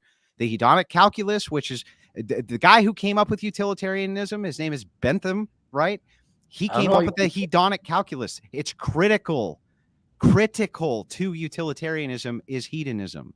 Okay, I just pulled up the definition. The pursuit of pleasure, sensual self-indulgence. The pursuit of pleasure, which is what you said earlier. So but what's the philosophical term? The dictionary. What's the philosophical term? When you smoke, when you drink, you're pursuing pleasure. I've already, man, I can't go around in this again. I've already explained this to you 5 times. I agree with that. Like, I don't know why. I agree that I you have some feel- vices and that I do think I'm not a perfect man. Absolutely. That's No, true. no one is. But That I'm has not more nothing to do with feminist than you. hedonism. We both seek vices. We just seek different vices. We both seek pleasure. We Hedonism's seek not pleasure in about different ways. vices. It's for the about 30th seeking time. pleasure, indulging in pleasure. Yes, seeking pleasure. No, it's So not you just seek- about indulging in pleasure. It's a That's literally the listen, textbook definition. bro. Stop. I'll explain it to you again. Okay. Hedonism is the central point to utilitarianism. So the ought. Why ought utilitarians do things? Why should utilitarians do things? They base it all around pleasure and happiness. Pleasure and happiness. That's how they know if something's wrong or if something's right. They're all of them are hedonists. Right. I mean, All of them. Okay. Okay, so the doctrine that, okay, I'm just going to pull up a definition. Doctrine that moral value can be defined in terms of pleasure utilitarianism. Yes. That's not what I believe. I don't think moral value is defined in pleasure utilitarianism. There's a lot of things that feel really good that give you pleasure, which I think are anti moral value. So what are yeah. utilitarians? They just march everything on utils. So they're like, this thing has added pleasure, but it does X amount of damage. So the utils are lower than this. So even if this gives me more pleasure, because the negative utils, we can't do that thing. It's all hedonism though, bro. It just seems like the crux of your argument is that unless you're religious, then you're a hedonist. Unless you're a deontologist or unless you have some sort of universal ethic. Like, I don't know if Buddhists, for instance, or I don't even know if that's really a religion or what, or maybe that is, or Confucianism. I don't remember which one, but I think you could have a religion that, maybe didn't care about hedonism at all. I'm not sure. I'm just saying that unless you have an ethical system, that's not based on hedonism, which you don't, you're a hedonist. Well, my ethical system, like in one sentence, is don't cause harm to other people. Be a good force in the universe. That's not based on pleasure. Yeah, but it's sometimes you get way more pleasure from causing harm to other people. What's the mechanism? How do you know if you're causing harm in the universe? It's because the consequence of the thing is bad, right? And the way that you judge the consequence is by X amount of people experiencing some sort of displeasure versus pleasure. No, not necessarily. Sometimes you do something, there's no negative consequence. It's still bad. You can lie to your girlfriend. You can lie to your girlfriend, it causes no harm. You can cheat on your girlfriend. She never finds out. Yeah, but you already told me that you can't justify why you think lying is bad. That's the problem. It's like, I think it goes against my morals. Yeah, but that's the problem, right? It's like, why is lying bad? If you had a moral system that would account for that, you would say lying's bad because of this moral, because this principle, which is justified by this thing. This principle, which is don't lie to other people. Yeah. Based on what? What's it based on? Just Alex made it up, right? Right. That's no different than a Bible, which someone else made up. So these aren't really principles. It's just like axioms that you came up with. You have an axiom that you shouldn't lie to people. But I think the way you judge that's based on hedonism. But this is an axiom that you read somewhere else. Like, do you see how they're not different? No, this is your axiom I'm talking about. This right now, you say lying is bad. That's an axiom that you have. Sure. So you think it's self-obvious that you shouldn't lie. It's an axiom that you. I think it's pretty self-obvious. I think the vast majority of people would agree with that. I think you're right. I agree with you that there's a lot of people out there who probably have that axiom, but that doesn't mean that you have a justified moral system for it. That's ridiculous. But neither do you. Your justified moral system is, I read it in a book. Do you see how they're not? No, that's not my justified moral system. My justified moral system operates off of a legitimate moral system called deontological Christian ethics. Just like utilitarianism would be a legitimate, grounded moral system, even though it's secular. Now, a utilitarian could argue about which one is a better system, but we definitely have justifications for the system. You don't have any. You just make it up. So where are the justifications? Like, where do you get them from? What's the original source for the justifications? From which system? For your system. From my system, it would come from God and the Bible, and then the principles that were taught by, in the book. And then from that, the principles which were taught by Jesus Christ. But you never met Jesus Christ, so you're going off a book. Yeah, you don't need to. I'm simply giving you a justification. That's your all I'm doing. Justification is exactly what I said, which is you can say my justification is bad, but you can't say it's not a justification. Do you understand? Yes, but it's just as absurd as my justification. If you want to, you don't have a justification. Your justification is it's something I read in a book. So do you think that if, for example, my parents No, wrote me, listen, wait, that, if my parents wrote me a book that said "Don't lie," would that be a valid justification for me? no, Alex, listen, But one more we're time. both Stop, having just Alex, justifications. stop. Do you know what a justification is? Do I know what justification Yeah. is? Yeah, a way of justifying something, like Well, you explaining can't it. use maximizing it. you can't Yeah, use I would the find the dude. definition again. Yeah, All right, a way of, enough. I've had enough. fair We're enough. just going in circles, dude. Andrew quitting. You guys heard it here. I'm just kidding. This was fun. At least this was more engaging than your debate with what's it called? What's her Farha. name? So what? Farha. So what were your overall thoughts that you couldn't say? Just give your overall perspective. That chick's dumb as a box of rocks. She had no business debating with me. What were you thinking? Like, what were you thinking? You really think she's dumb? I don't think she's dumb. I just think she wasn't like, well, I just don't think All right, she's all like, right. Let me be maximum charitable. Maximum charitable. She seemed like a nice individual, but she'd never thought about any of this shit before. I don't think she explored it nearly as much as you have. And I think you're a really good debater. And I think for someone who's not used to debating good debaters, it's definitely challenging to debate you. Like I remember the first time I debated you, I was caught off guard. It wasn't until like I watched back debates I had with you and I kind of started picking up on some things. So yeah, I think that I don't think that necessarily makes her dumb. I just think she's like not really that good at debating yet. My Fair perspective. enough. I don't think. Well, I don't know. Let me revise it. Okay, maybe she's not dumb, but it seems like when you come to a debate and you're completely uninformed on the debate topic, in this case, feminism and what it means, that's the what else? What else do you come away with? Right? That's what you tend to come away with. Is like, why would you even debate this? You clearly have no idea what you're talking about. Just saying. I mean, that's her thing, bro. She debates a lot of people. Okay, fair enough. I think question. Yeah, go ahead. Question for you. If you hypothetically, if you knew for a fact that an alcohol ban would cut crime in half by 50%, would you do it? Would you support it? Probably not. What's your logic?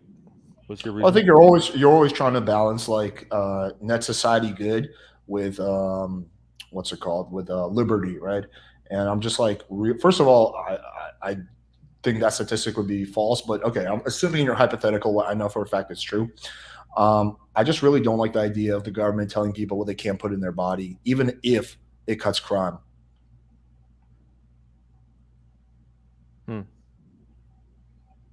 So you would do that with all drugs then, like across the board?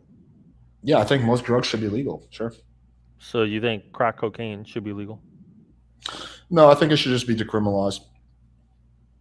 I wouldn't make the most addictive drugs illegal. I would make like weed, shrooms, acid, Molly probably illegal, and then I would make like heroin, crack, meth illegal. I mean, sorry, decriminalized. So is there anything that's legal right now that you think is like bad for society that you would ban if you had the There's a power? bunch of things.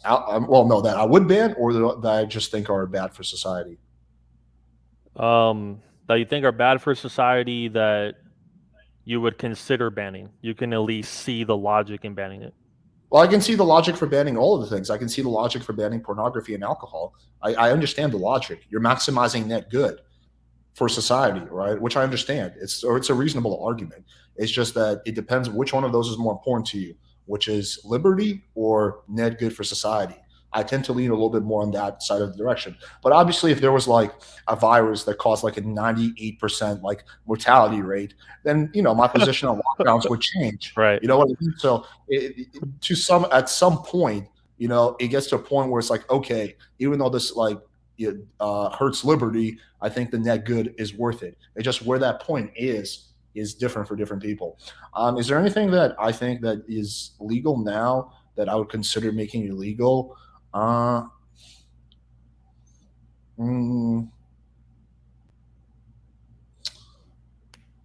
would say not on an individual level, but I'm not a fan of like some of the laws that have been changed to allow companies to like pollute in environments. So that's what I would probably make illegal.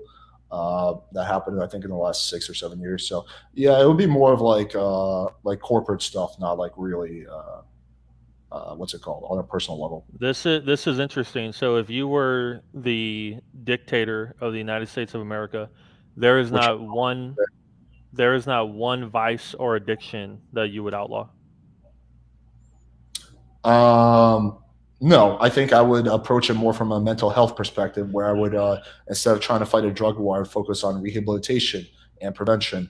I think that, what's it called, with, I don't know, something like pornography, again, I would focus on education and like teaching people why it's not a good idea, rather than, make it outright illegal. I believe people should be, generally speaking, given the right to make up their own decisions when it comes to most things.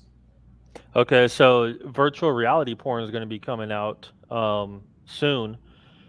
Would you keep the same position if it turns out virtual reality porn is like 100 Yeah. times more addictive than regular porn right now? Yeah, I would probably give a lot of warnings about that. I mean, I'm even in favor of like what they did with cigarettes, where they give like warnings on the packages. I'm totally cool with like the government regulating that. Hey, before you go on a porn site, there's like a pop-up that pops up. Hey, this has been known to be bad for you. Blah blah blah. So I'm okay with that. But in terms of outright banning, no, there's nothing.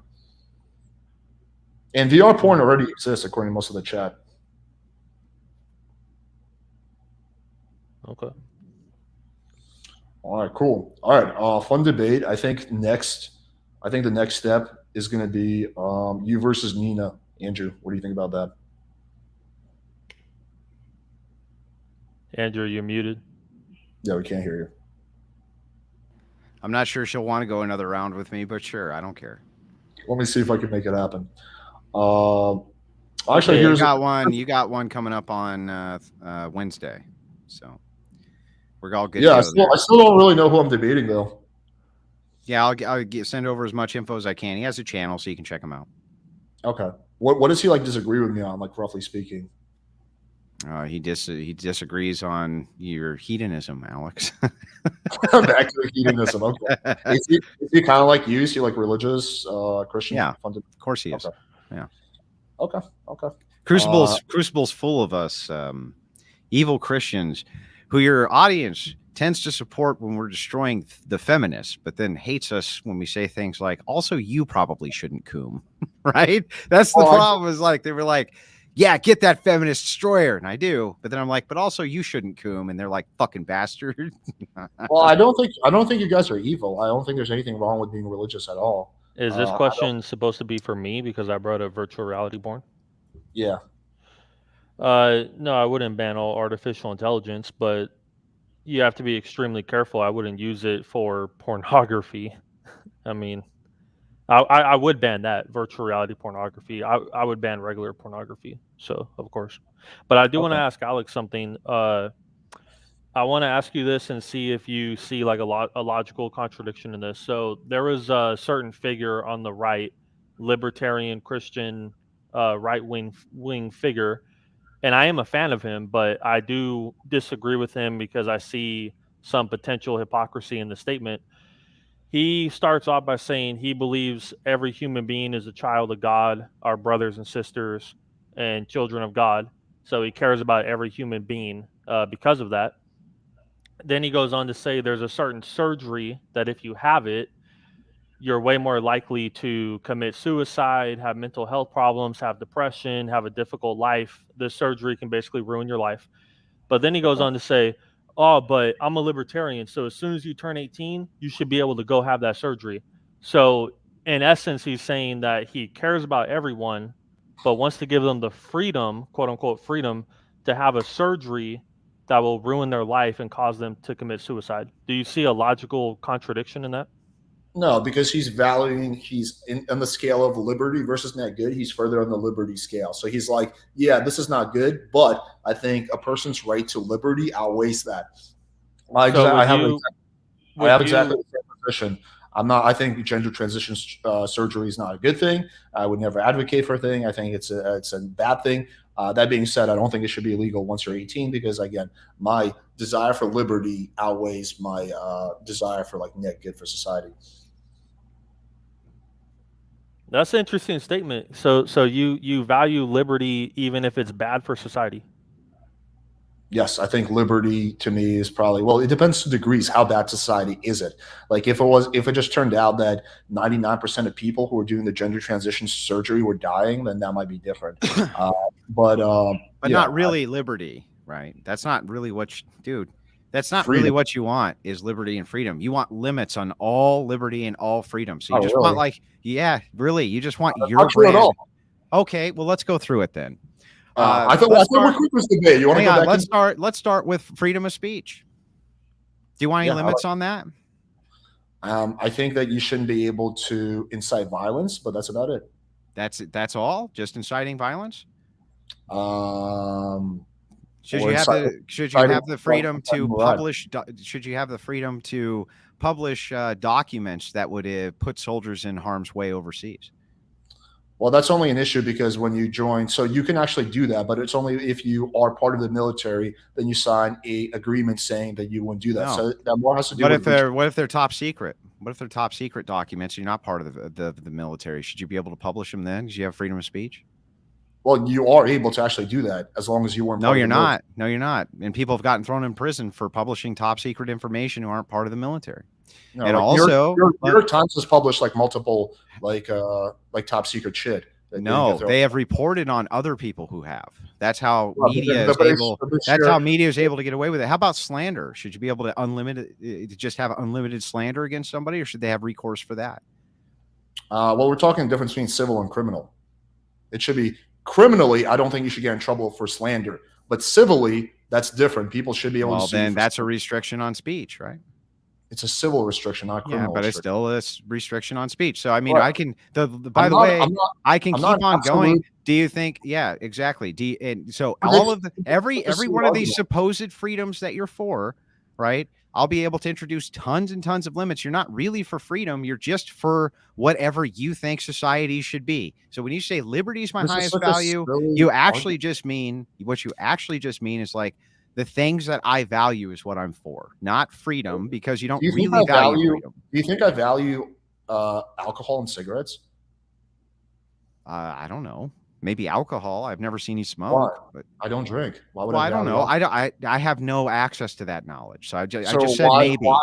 Why am I in defense of keeping cigarettes and alcohol legal if I don't value them? And I think they're frankly kind of gross. Because you think that in order to be logically consistent, that if you devalue those things, would have to bite bullets on things that you do value. So you're saying it's okay for society to have those things as long as the Coomer things that I like are also legal in order to be consistent. That's why I think you value them. What are the Coomer things I like? I don't. No, like fucking porn and I don't watch porn. Well, let's say open marriages. Let's say no fault divorce. Let's say all kinds of different. I'm not married. I'm not pro marriage either. Yeah, I get it. I'm just giving you all the things. But all those examples are fair. Most of those things I defend are not things that I value at all. You wait a second. You don't. So, do you want to get rid of no fault divorce? Do you want to get rid of no fault divorce? Yeah. No, I don't. Okay, well then you must value it then. So what are you talking about? No, I just think that it's in the greater good of freedom. So you value it. No, I don't value. What do you mean cigarettes. No? You can want something to be legal and not value it at the same time. I don't value cigarettes, but I think it should be legal. I value freedom and liberty. So hang on, just to get this right. This philosophy. There is no contradiction here between you saying you don't value no fault divorce and freedom and liberty. There's no contradiction there. No, I'm so saying you can still say that you need to have a justified divorce and still be for freedom and liberty. Do you think that you can be in favor of keeping something legal but not value it at the same time? I mean, sure. There's no entailment. Hang on. Which is exactly what my position is. There's no entailment of a contradiction, but that really is beside the point. The point is that it's not liberty and freedom that you value because that's a subjective term. What you think is liberty, another person who wants to publish top secret documents might think you're obstructing his liberty, for instance, right? So you don't hang on. If you want common sense gun control, you're obstructing somebody's liberty. right? If that's what you call it, right? Common sense gun control or whatever, you're obstructing on somebody's liberty. So you're like, no, we can't have unlimited liberty. So you're really just for whatever your form of liberty is. And Alex, can I say real Well, quick? okay. So wait, hang on. I'm going to respond to that. Okay, So yeah, I've never claimed to be 100% freedom libertarian.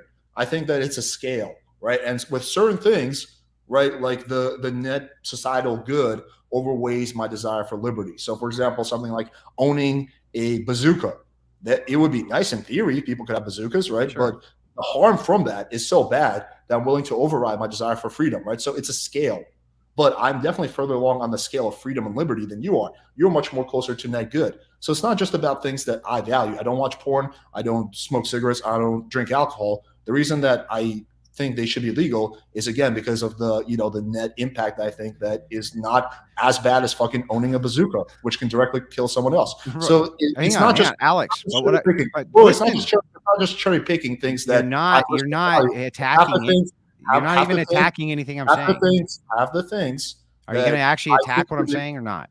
Half the things that I think should be legal, I don't actually value. What exactly are you trying to ask? One more time, I'm just saying that the standards of freedom that you have are actually just arbitrary standards. That's not a question. That's a statement. No, yeah, well, I did ask you a question about it, though, and you went in this rambling diatribe. My response is I disagree. Okay, so what are the standards for your freedom, then, that are based on something else other than you? They're based on the principle of not hurting other people. Those aren't your principles. Those are somebody else's principles you adopted. That's so vague. That's so vague. Well, religion is not your principle. It's something you adopted. Never said that it wasn't. But in this particular case, hang on. In this particular case, so you have a subjectivist. I never claimed that I invented the idea of liberty or freedom. Yeah, no, I understand, but I just need you to admit this fundamental thing. You actually don't even get hurt by admitting it. It's a problem you people have when you don't even understand what's being said to you. This doesn't hurt you to say this. You believe in a subjective form of freedom that is tailored to what Alex thinks freedom is, not what freedom is, because people have completely varying definitions of what they think freedom is and freedom isn't. So you're really just going off of standards that you like, that are your preference. You say, I value freedom, but you don't really value freedom. You value what you think is the proper form of freedom, the right amount of freedom for people, right? That's really what's going on, isn't it? So if the answer for me is yes, then the answer is yes for you. Because it's just things that you value. You value Christianity. It sounds pretty good to you, right? Other people don't value it. So you think that, oh, well, in Christianity, it says this and this and this. And there's Christian people, for Alex, example. even if all of that's true, and even if I said yes, why have you been trying to duck this and evade from it for a half hour because you don't understand it? Just say yes, that's true, Andrew. So I will say, yes, we both value things that are things that make sense to us. Sure. Mm-hmm. Me and you both. No, not you and I both. Because I value things external to my own devices, and you don't. What does that mean, external to your own devices? It means that I follow values that me, without that value system, may not value external of that. So, like, let's take forgiveness, for instance, right? Forgiving a person who has, like, murdered your whole family. That's something that my religion requires me to do, right? And forgiveness for me is really fucking hard. And in many ways, I actually hate doing it. I loathe it. I'm like, it's the last thing I want to do is ask a person to forgive me who wronged me, right? But it's part of my religious structure to do so. Yeah. So the thing is like, you, on the other hand, you don't have any of those preambles because everything just comes out of your own brain. No, right? being empathetic and doing nice things for people is also something that doesn't come naturally to me. It's something I had to develop because that goes in line with my values. I think you should do good to other people. Yeah, but your values aren't, again, your values for even freedom are just arbitrary values. They're just so are yours. No, mine aren't arbitrary. They're justified. You don't know what justified means. They're justified by a 2,000-year-old book. Whatever they're justified by, they're fucking justified, and yours aren't. Okay, and mine are justified by what my parents taught me. Yours are only justified out of your own brain. No, you think that the ultimate in moral arbitration is your own fucking brain.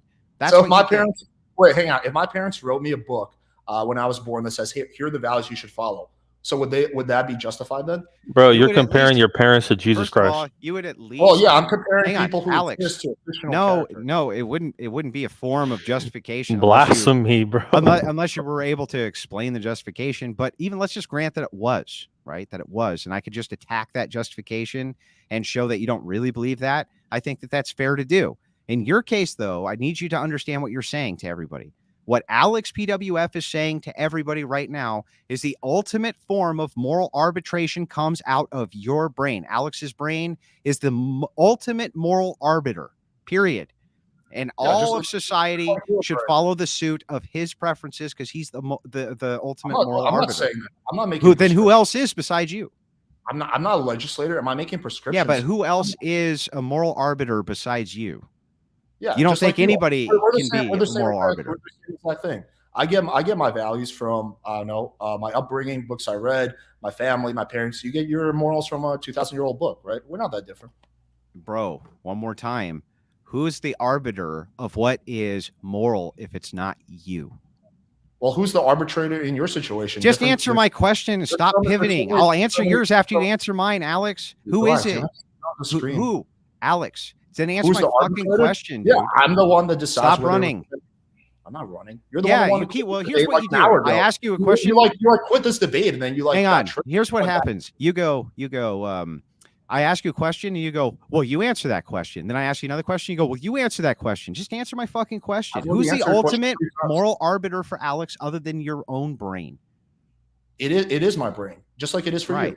It is your brain. So that your brain is what you believe is the ultimate moral arbiter, but not just for you. Just like it is for you. Yeah. You think it is for everybody. So you think everybody should follow your preferences of your brain, right? I'm not making prescriptions. I'm not a governor. I'm not a legislator. I'm not. But you think you're moral, right? Yeah, everyone does. You think you're moral too. If you know, everybody doesn't think they're moral. That's one falsehood you just said. But secondly, do you not think you're moral? I think I've done plenty of immoral things. I think I try my hardest and I constantly fall short. You think generally you're moral? It's not even for me to judge whether or not I'm moral. But again, you're asking me questions. You're asking me one more time. Just ask me the same question I asked you. Is this just going to be like an interrogation of me, or can I ask you questions some point? You can, but answer mine first, then ask me. I've already answered your question like 5 times. Yeah, but I asked you a different question. What is your different question? It's all. I'll ask you again. Since you are the ultimate arbitrator of what all things are that are moral in Alex's world, and you think you're moral, why wouldn't what's in Alex's world be moral for everybody? Because people have different moralities. So then, if their moralities don't match up with yours, how do you determine which one of you is moral? I mean, I think sometimes you can go off what. You can go off certain principles, like whether there's harm to society, but sometimes with certain things that are subtle, you can't get to an answer, right? It's no different. I want to keep bringing this back. It's no different for you. It is different for me. Now we can draw the delineation. Hang on. Yeah. There's different sets of Christianity that disagree on different shit. Which one of them is right? So one more time, especially when it comes to Christian virtues and ethics, there's not that much disagreement on how you're supposed to live. Most of the disagreements are based around theology and sacraments. So yes, there are distinctions, but the ethical system doesn't vary much, to be perfectly honest with you. But moving. So hang on, I'm going to give you the delineation point. The delineation point is that I can say that the moral system that I advocate for is the correct moral system for everybody. The difference between you and I is that you say the moral system that you came up with out of your brain, which is the most moral system, according to you, is not right for everybody else. That's called cognitive dissonance. No, that's like, unlike being an annoying Christian, I don't feel like the need to push my values on other people. You're saying that this system that I read in you said you're the ultimate arbiter of morality. What are you talking about? I don't push my morals on other people. That's the thing. Then how are you the ultimate arbiter of what's moral? Because I can think that what other people are doing are wrong without pushing my values onto them. Do you not? But hold on, Alex. Then if they're doing anything then contrary to those values, they're being immoral, Alex. Wait, could I just point out the absurdity of someone who read something in a 2,000-year-old book based on some dude that he's never met, right? Saying that my system, which is based on life experiences and the experiences of my family and parents and reading I've done and philosophy I've studied, is somehow more arbitrary than his. I mean, like you said that you're the ultimate arbiter of what's moral, and all morality comes out of your brain. And then you said that other people can act in an immoral way based on their moral preferences, but they're not being immoral. That's cognitive dissonance. That doesn't make any sense. My man, I can think they're immoral, but they think they are moral, right? Do you see that two people can think differently? Yeah, but you just said that there's other people who follow moral systems that you don't think are immoral. But if they're doing anything contrary to anything you would normally do, you'd have to call them immoral. I would think, yes, I would call them immoral, right? But that doesn't mean I would push my morals onto them. Hey, can I respond? So let me ask you a question. Hang on. So let me tell you, I'm going to show you how absurd this is, where this leads you, Alex. I'm going to show you how absurd this is. You told me in a debate that you thought it was perfectly moral to fuck people's wives. By what you just... I never said that. Yes, you did. You said you've done it yourself. Yeah, I've done it myself. I don't think it's moral. So why would you do immoral shit? Why would you do immoral shit? You just admitted to that 5 minutes ago. Yeah, but I don't try to. You said you would still do it. I don't try to. You said you would still do it. You said you would still do it. Those were your exact words. I haven't fucked another person's wife. Yeah, but you don't think it's immoral to do, right? No, I think it is immoral. I don't think you should do it. But you can do it. No, I should not do it. So there's a chance. There's a chance. But why did you say the last time we debated then that you think it's perfectly acceptable to have sex with a married woman? Why would you say that? I don't believe I've ever said that. Yeah, you said that. Pull up the clip. I mean, we pushed you on it. Me and Zen pushed you on it hard. Pull up the clip. Well, how the fuck am I? Well, yeah, let me go find it real quick. Oh, so I'm supposed to remember some random shit from 3 years ago that you can't even. It wasn't 2 years ago. Okay, wasn't 2, but let me use a different example. Wait, if it's something else, hang on. Let me use a different example. Okay. Do you think polygamous relationships are okay? In what sense? Do I think they're an open polygamous relationship? That's what's moral, right? I don't think they're amoral. No. Right, they're not immoral. So that would mean if somebody else had an open polygamous relationship, right? You think that they're acting in a moral way, correct? Yeah, sure. Yeah, sure. So that would mean then the consequence of that is that if you weren't in one, you would say that that's immoral, right? No, you can think that something is moral and not do it. Wait, are you saying that there's a level of like preferences? They're like this is like saying that like, oh, I prefer big titty Latinas, so therefore it's immoral if someone is dating a tall blonde. So when we hang on. So when we get to the heart of it, you're not actually the ultimate arbiter of what's moral inside of your own worldview, actually, right? Because if somebody was acting in a way that you weren't acting, you wouldn't say that they're immoral after all. Some people can be acting in a way that I'm not acting and still be moral. Like right. For example, the delineating factor between you and I is I think everybody who acts outside of the system is acting immorally, and you don't. I know this cringy tactic of just talking over people works with Farha. It's not going to work with me. Okay, so the point I'm making is that yes, example, it'll work with you just fine. No, Alex, it'll work just fine. Alex, it'll work fine. Alex, I take back what I said. I take back what I said about you being more respectful and polite. You're going back to your old douchebag ways. The point I'm making is that, for example, Stop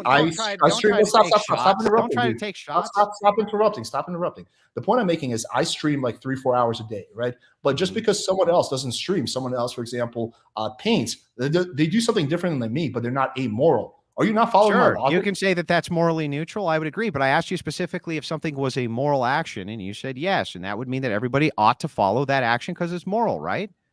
No, I just said I don't think it's amoral. You know, I asked you specifically. I don't think it's good. Back the pot up. I think it's neutral. Okay, I said it's not amoral. You said it's a moral action. No, I said it's not amoral. No, you said it. I qualified it. And you said it's a moral action. Let me clarify. I don't think it's good or bad. I think it's neutral. Okay. And does that just work with anybody else's belief structure in a normative sense if it's not directly mapped on? So it's all just a matter of preferences, basically? That's your whole moral system? Just preferences? No. Just with certain things. Of course, there's moral and amoral things. Like killing is amoral. Mm-hmm. Being a good father is moral. No, immoral, not amoral. Killing would be immoral, right? Yeah, immoral. Killing is immoral. Being a good father is I'm moral. sorry. You pronounced it. It was the pronunciation that fucked me up. Okay. But that's my bad. My bad. You're okay. But so there's many things that in my worldview are moral and immoral. Yeah, but I understand that. There's also some things that are preferences. Like, do you think it's moral or immoral for someone to stream 3 hours a day? Like, you're probably neutral on it. yeah, I don't Do you care. think it's moral or immoral for someone to go travel? Depends on what they're streaming. Depends on what Okay, they're do you think streaming. it's moral or immoral for people to travel or to go hiking? Totally neutral on all those things. Yeah, exactly. Same as me. I So already there's no- told you that having a morally neutral position on something is fine, but this kind of What- begs the question as the ultimate arbiter of what is moral. Everything which is moral now is just derides on your own personal preferences. So anybody acts outside of your own personal preferences, you believe is acting in an immoral way. You have to. There's no way No, around that. I have a million preferences that I don't think are immoral. I think my preference is, for example, not to go out to eat. I like to cook at home. I don't think it's immoral for people to go out to eat. Like, I can give you examples like So that. I'm going for to days. try. So I'm going to try this again, the best way that I possibly can. Are you going to get married someday? I might. I don't know. Maybe. Okay, maybe. Are you just morally neutral on marriage? Yeah, I think that. Yeah, some people should. Yeah, I don't think it's a good or a bad thing. I think it's Okay. neutral. Are you morally neutral on lying? On lying? Yeah. No, I'm not. Okay, so is telling a lie always bad? There's probably some exceptions. If you're doing it to save a person's life, I would say is okay then. But generally speaking, yeah. Well, I don't know what that means. Is lying acceptable or unacceptable?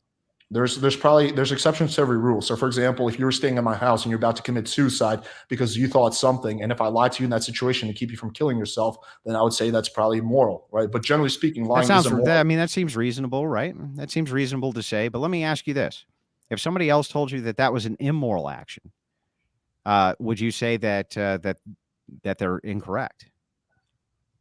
That it was immoral for you to lie even to save a life? Yeah, I would disagree with them. So you would say that they're incorrect, right? Yeah. Yeah, but you would still say that lying is bad, right? Yeah, there's qualifiers. Yeah, you're just going to make exceptions for them. But why couldn't you say that both are Wait, bad? wait, Andrew, do you think murder is bad? Well, listen to what I'm saying. Why wouldn't you just say both are bad? Why wouldn't you just say both are bad? That telling the lie was bad, but also the murder was something that's even worser. So both are bad. Both of those actions are incorrect. No, I think if your motivation was to save a person's life, that doesn't make it bad. Do you think, Andrew, do you think murder is just bad? motivation? Do you think murder? Then the entailment of the word murder is bad. It has to be, because murder is an unjustified killing. Okay. Do you think killing another person is bad? No. Okay. So you think that sometimes it's okay and sometimes it's not okay? Of course. Okay. Same as lying with me. Yeah, there's justifications, but you have to understand what I'm saying to you is that there's justifications. My question to you wasn't whether or not I told you it was totally reasonable to say you would lie to save a life. I'm just asking you this question. Why couldn't you say both of those actions are wrong? It's wrong to lie and it's wrong to, come in and try to kill somebody. They're both wrong actions.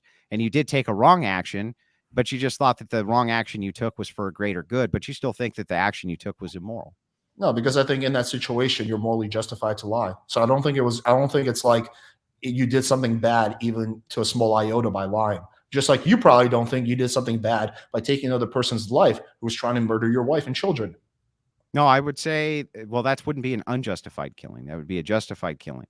But let's say, let's say an unjustified, an actual murder, right? Let's say, for instance, somebody came in and I lied to them about the location of somebody to save that person's life. Still say that the lie that I told was immoral. All right. But I did tell the lie, and I do think that the good outweighs it. Right. I would still repent for the lie. I'd still say that it's an immoral action, because the problem is if you don't take that line, that stance, like what you have here, Alex, is you'll end up with endless micro justifications for these things. So there's for instance, is it okay to lie to a woman and tell her she's pretty when she's not, even if, just because it makes her feel good? Is that okay to do? Well, there's degrees of it. Like, that's obviously worse than lying to save someone's life, but a lot better than lying for your selfish gain. So there's degrees of morality. Always. There's really just specific lies, really, is what all you're interested in. Not really lies. It's just there's specific lies only in specific situations. You're only interested in specific. You're only interested in specific killings. Like, see, every single only ones that are unjustified. Every single argument you make against me applies to yourself too. No, in this case, it doesn't apply to me because I'm a deontologist. I'm trying to actually make that point because I see this tactic. I see this tactic you're trying to do where every question I ask, you just try to ask a question. So I made sure this time to ask you the correct questions so that No, you would it's- ask me what I wanted to know. No, we're not the 80% same. of this conversation has been Alex, like some guy's you trying asking to to come interrogate on. me. He says he's Like I think gonna wreck how you. debate works is that I'm allowed to ask questions back. And I've been answering every one of them that you've Okay, and I've asked. been answering your questions So too. Yeah. one more time, moving back into this, you're What's your really saying that all that lies themselves are not bad. What you're taking into account then ultimately is what you think the consequences will be. So it's really okay to lie just based on if the consequence of the lie is what you perceive to be a good No, consequence. because or you not. can no, because you can lie to someone and there's no negative consequence, still wrong. Like if I lied to my girlfriend about the fact that I cheated on her, even if there's no consequences at all, it was still wrong. If I lied because I'm embarrassed about something that because I stole from you, it's still wrong, even though there's no negative consequences. So Why it's not is that wrong? wait, it's not just based on consequentialism. Yeah. There's also other underlying lessons. No, but for every rule, Yeah. there's an exception. Yeah. So generally speaking, wait, stop, don't interrupt. For every rule, there's an exception. So generally speaking, lying is wrong. However, there's some exceptions to that, just like there is for killing, just like there is for theft. There's exceptions to every rule. So the fact that you found a few exceptions to my lying is wrong morality stance doesn't mean that it's not true, because Alex, there's exceptions for every rule. Fine, Alex, nobody says there's not exceptions for every rule even, but let me try this one more time. Okay. This is super fucking important. You say that you can have a neutral lie that has no consequences whatsoever and you still wouldn't tell it. That's where my interest peaked before and where it's peaked now. I want to know why you wouldn't tell that lie without any justification for why it would be good, bad, or otherwise. Why? It's just a preference? Because I think that's morally wrong. Based on my own moral standards. Based on my own moral standards. What do you mean? They're just based on my upbringing, based on my DNA, based on my experiences, based on the books I've read, based on the people I've interacted with. Like, what do you mean? So you have no actual justification whatsoever for why you think it would be a bad or a neutral action even to or bad action in your case to tell a woman a white lie. You don't actually have a single justification for why that's bad, not one. What justification do I have why it's bad? Well, I don't think everything needs a justification. Sometimes you're just going against your morality. Yeah, but not everything needs to be justified with some. Your morality has to be justified. Yeah, No, that has to be justified. Your morality is not justified, or I guess it is justified. It's just justified in a really shitty way. Yeah, you just don't like the justification. That's fine. No, you go after the justification, but you don't have even a justification. You don't have anything. My justification is my life experiences, the upbringing I had, the books I read. That's my justification. Your justification is a book you read from 2,000 years ago. So then anybody's justified in anything they do because of their life experience? No. I think that my life experiences, like obviously I think that my moral system is correct. Otherwise I wouldn't have it. And you think your moral system is correct. Otherwise you wouldn't have it. Yeah. Well, I have a justification. You don't have anything. But your justification is a 2,000-year-old book. Yeah, you might not like the justification, but there's a fucking justification. You don't have anything. Nothing. Okay, fine. I think what Andrew I would rather take okay, fine. If I would rather take a justification of it's what my parents taught me rather than it's something I read in a 2,000-year-old book. So here we go. My justification. So you don't have any reason why you think it's right. My justification is that's what my family taught me. You don't have any reason why you think that that's right. None. You don't have any reason to think why 2,000-year-old? No, I do. I have tons of reasons to think that that's right, but you don't have a single one because I have a belief that there's a God and that there's a logical, empirical way to do it. But you don't believe any of that. I have belief that my parents are really good judges of character and they know everything. They know what's best for me. So now the ultimate moral arbiters are your parents. I'm just trying to make a point to show you how ridiculous your logic is. My logic's not ridiculous. This Your is basic stuff. Your justification is a 2,000-year-old book. My justification. You might hate my justification, but I have I don't one. hate it. I don't care about it. I just think it's absurd. But my justification. It's absurd for you to attack my justification. You don't have a justification. Alex, there's nothing to it's attack. absurd based on what? Is my life experiences. My justification is what my family taught me. My justification is the books I've read. My justification is probably partially because of my DNA and whatnot. That's my justification. None of those are justifications. It's multifaceted. Your justification is a 2,000-year-old book. You just admitted multiple times you have no justification. So what you hold is an unjustified belief, literally an unjustified belief, Alex. You Yeah, should so do you. reject it immediately because it's unjustified. So, well, I just gave you like the justifications like 5 times. Like, are we So gonna you just keep believe, you honestly only believe that it's incorrect to tell a lie because your parents told you to? Lie to me. Go ahead, lie to me right now, Alex, and say that that's the reason why. Go ahead.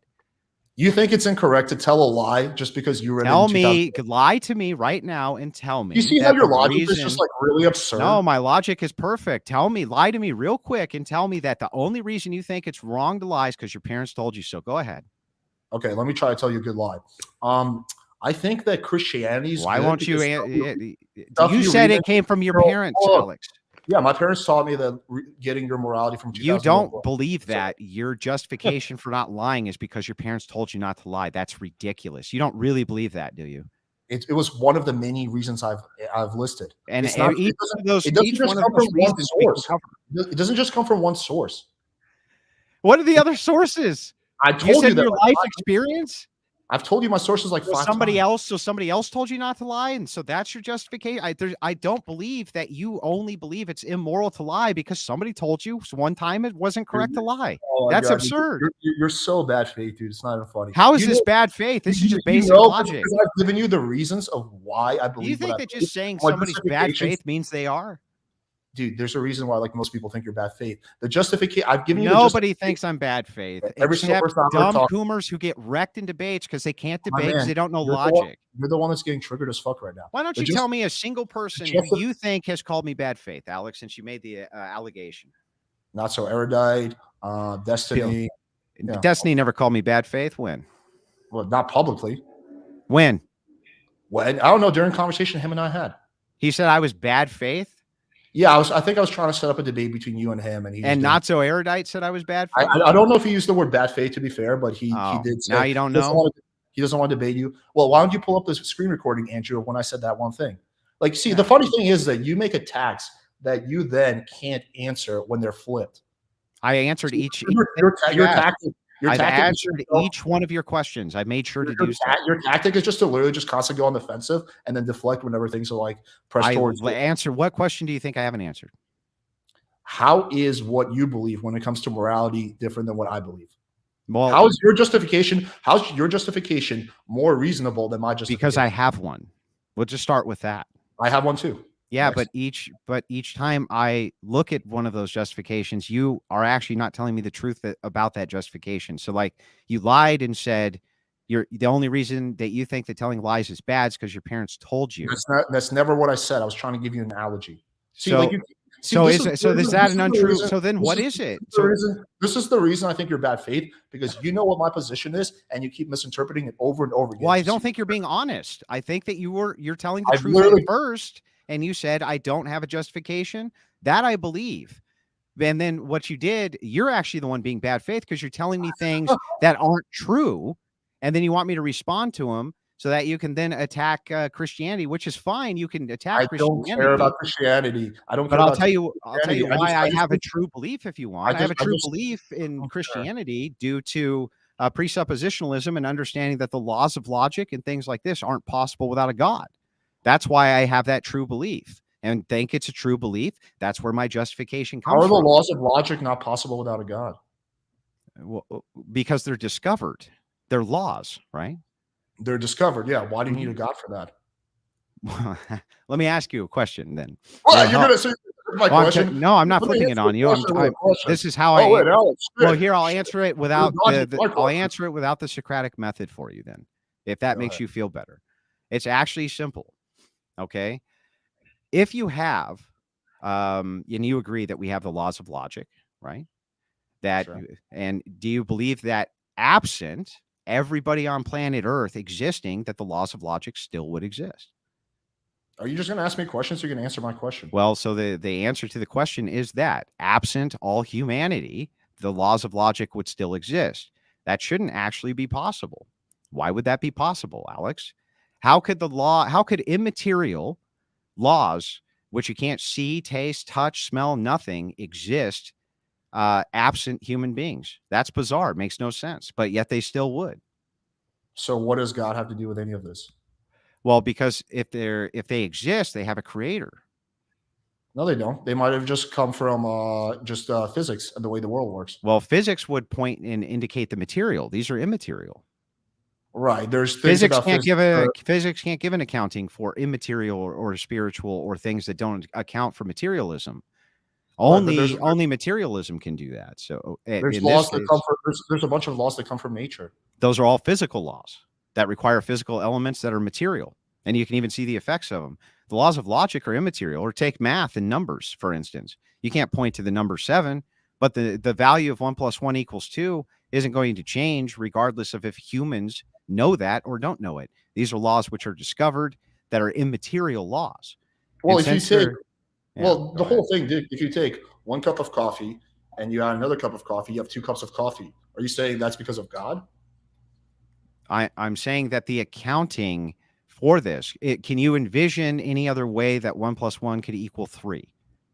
Could that even be possible? Well, if you take 1 cup of coffee and you get another cup of coffee, then no, it cannot equal 3 cups of coffee. Right. It can't exist. However, this is not because because this is not a material concept. It's immaterial. It's metaphysical. It transcends materialism. So these are called transcendentals. And if you look at if you look at transcendentals and the transcendental argument for God, you can pull it up real quick. You'll understand that there's a huge amount and body of evidence for God inside of philosophy. And this is called TAG, transcendental argumentation. Understand that there's an entire immaterial world that you live by, and you operate in that material world as if there's a God, even while rejecting a God, like the laws of logic, which you agree are immutable. Right. Why is it that the vast majority of people, even non-religious ones, think that murder is wrong? That's not a physics thing. I think that you can intuitively reason out these types of things, yes, and that this is additional proof of the transcendentals. Well, you can intuitively reason out if you take 1 cup of coffee and another one, you have 2 cups of coffee. It all stems from that. You can't intuitively reason out, though, why that's the case. Why it's the case that that's immutable, that that's unchangeable, and that it's immaterial. The concept of it doesn't exist, right? But yet it's still a law. The same thing with the laws of logic. They don't exist, Alex, yet you have to abide by them. They had to have a creator. They're discovered. They're not made. Yeah, I'm just not seeing your argument. I understand the point you're trying to make about how they're constant. I just don't know what that has to do with God. Like why it has to come from God. It could come from any number of things. What? It always has to come from a God. Where did God come from? God didn't come from anything. God exists outside of time and space. How long has he existed for? Always. But well, I thought time was finite. Time, not if you exist outside of it. Okay, then it wouldn't be finite. God has just always been around forever and ever. Yeah. These are old Reddit arguments. So things like who created God? Things like can God create a God more powerful than him? All of these different questions that people have in regards to God, they're all answerable questions. But the thing is, it's interesting to me is that I just went through and gave you a full accounting for my justification and why my justifications are there. You can't use your bad faith. Now, please. I'm not saying you're bad faith. Now, please don't tell me some bullshit about how your parents told you that it was okay to lie and that's why you think so. Give me the actual reason why you think that.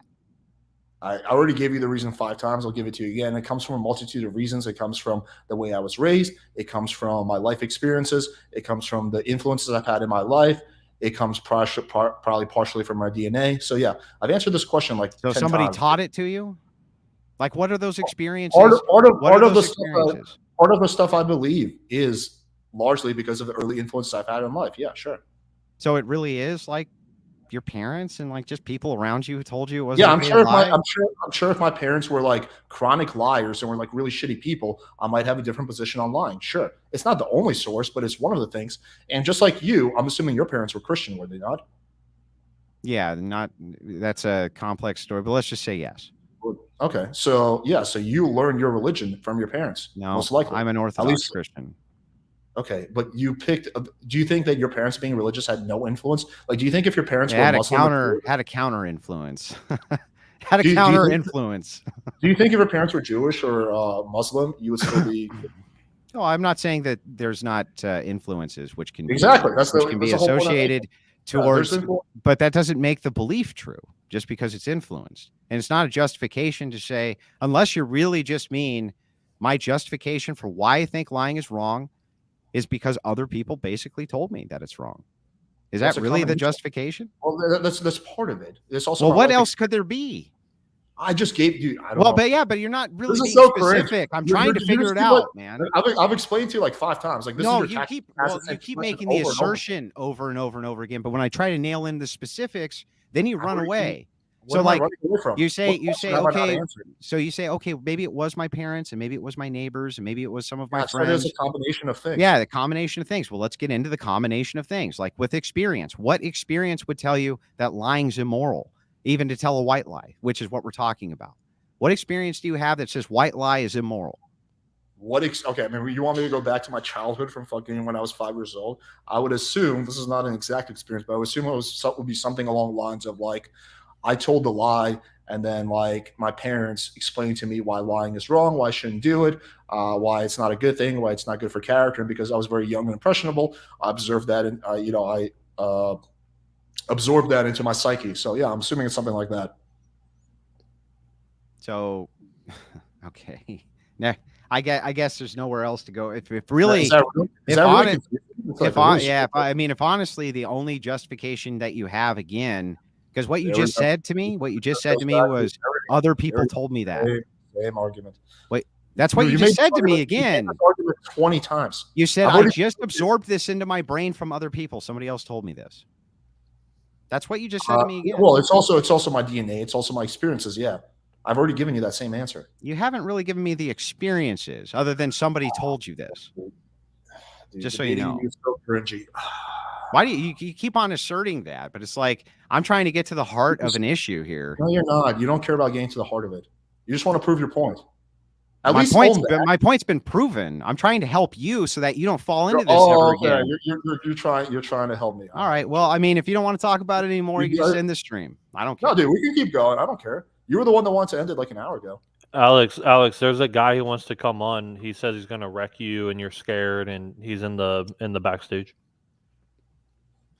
Yes, I was definitely like a person I want to bring on. Let's see. Oh, my bad. I meant he wants to come on and like compliment you a lot and stuff. So you should like let him on. Who are we talking about? Some guy named Kiwi or Kiwi man. Yeah, he doesn't have his camera on, which makes me suspect that it's that fucking weirdo from last night.